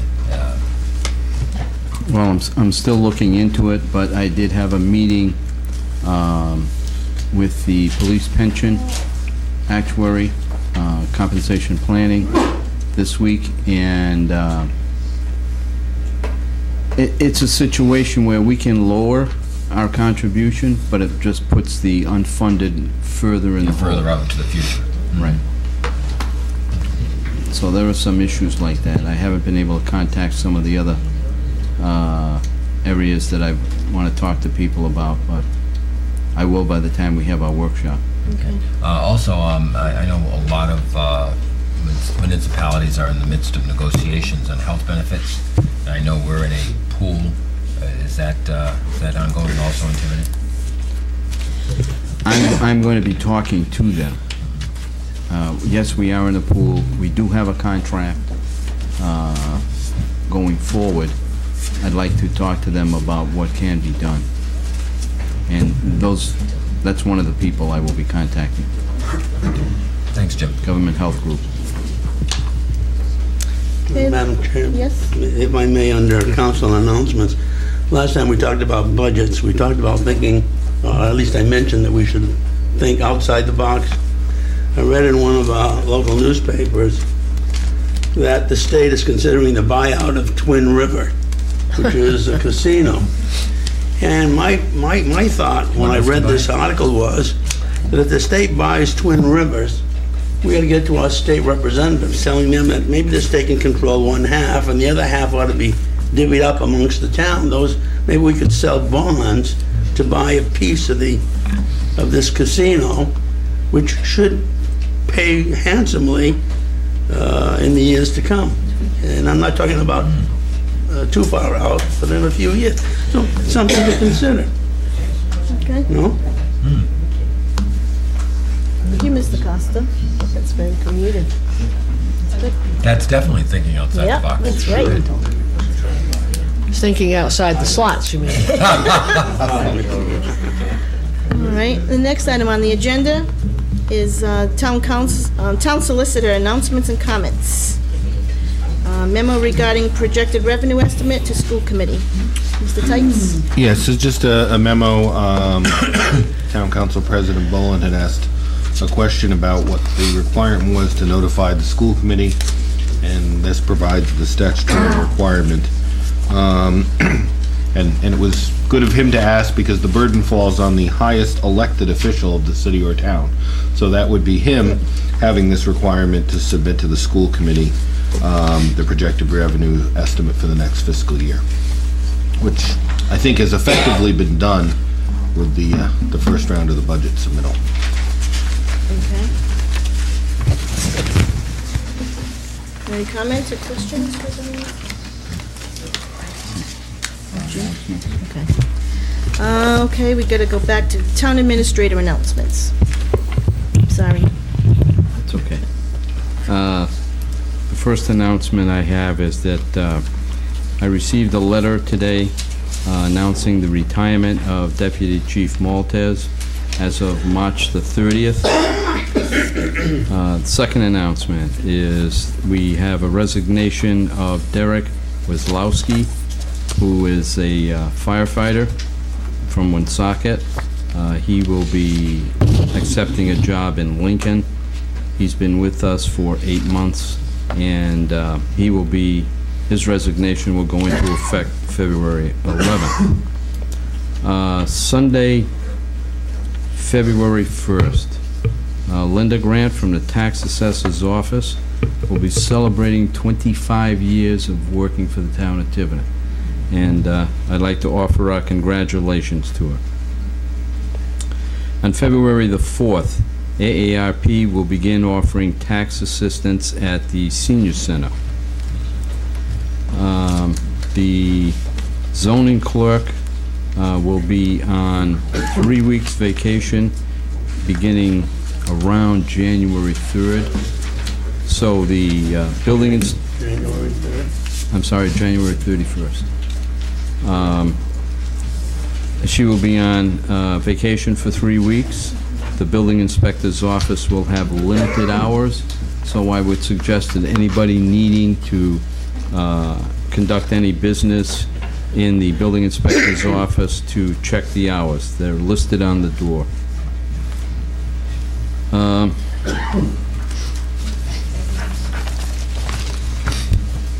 Bear with me 1 second here. Local commercial property owners have been sent an income and expense questionnaire to assist in the revaluation process. I would urge all the businesses to file these forms in a timely manner and get them back to the tax assessor's office. If there is any question, they can certainly contact the tax assessor.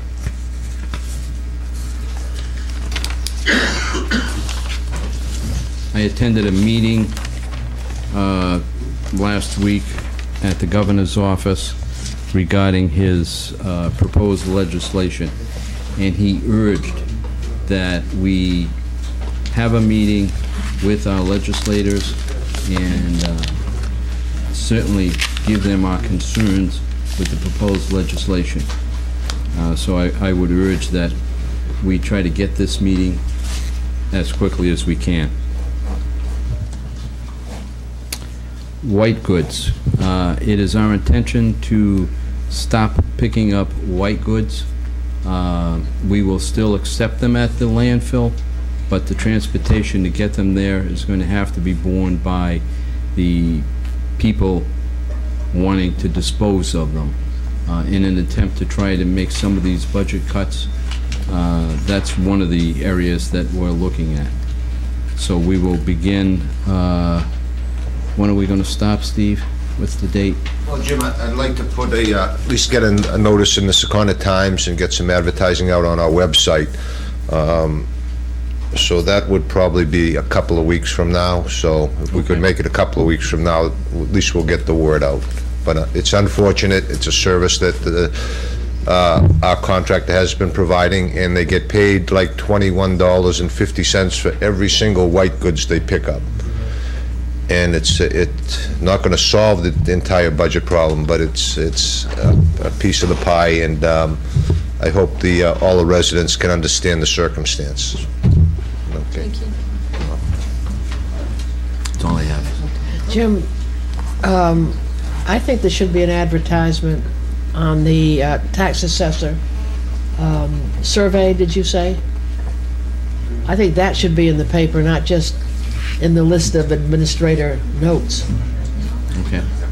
We You'd can do probably that. just make it as a press release. So you don't have Yeah, to even, exactly, pay a for an press ad. release. Yeah.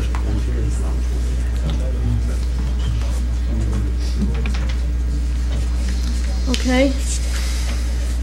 Yeah, I just have a question regarding the white goods. I know a lot of cities and towns charge people for that. You know, they've got a set fee, you know, what it costs to pick up a refrigerator or a stove or mattress or, you know, whatever.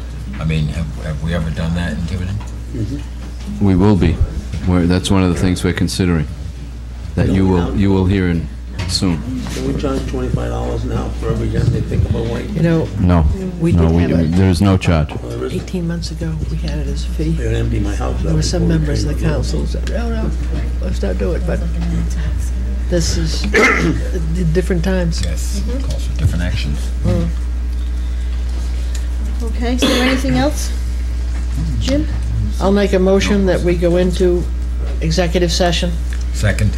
No, hold on. Pursuant to. Pertain. Pursuant to 4246-5A2. Is there a second? Second. And to remain? No, take a vote on that. Take a vote on that? Okay, all those in favor of that motion, please raise your right hand. It's unanimous. And to remain therein in under 4246-5A5. Excuse me. Sorry. I think, we've just been consulting with the town administrator. I don't think we have anything other than the litigation. Right. We don't, the other two items are not needed for tonight. Oh, good. Okay. So we don't need that. Don't get your hopes up about the time, though. So we should call for motion to adjourn? No. Executive No, wait. Executive Okay. session, I'm sorry. We're in executive. I'll take the adjournment. Adjourn, yeah. I have an extra copy of this. Did you get that?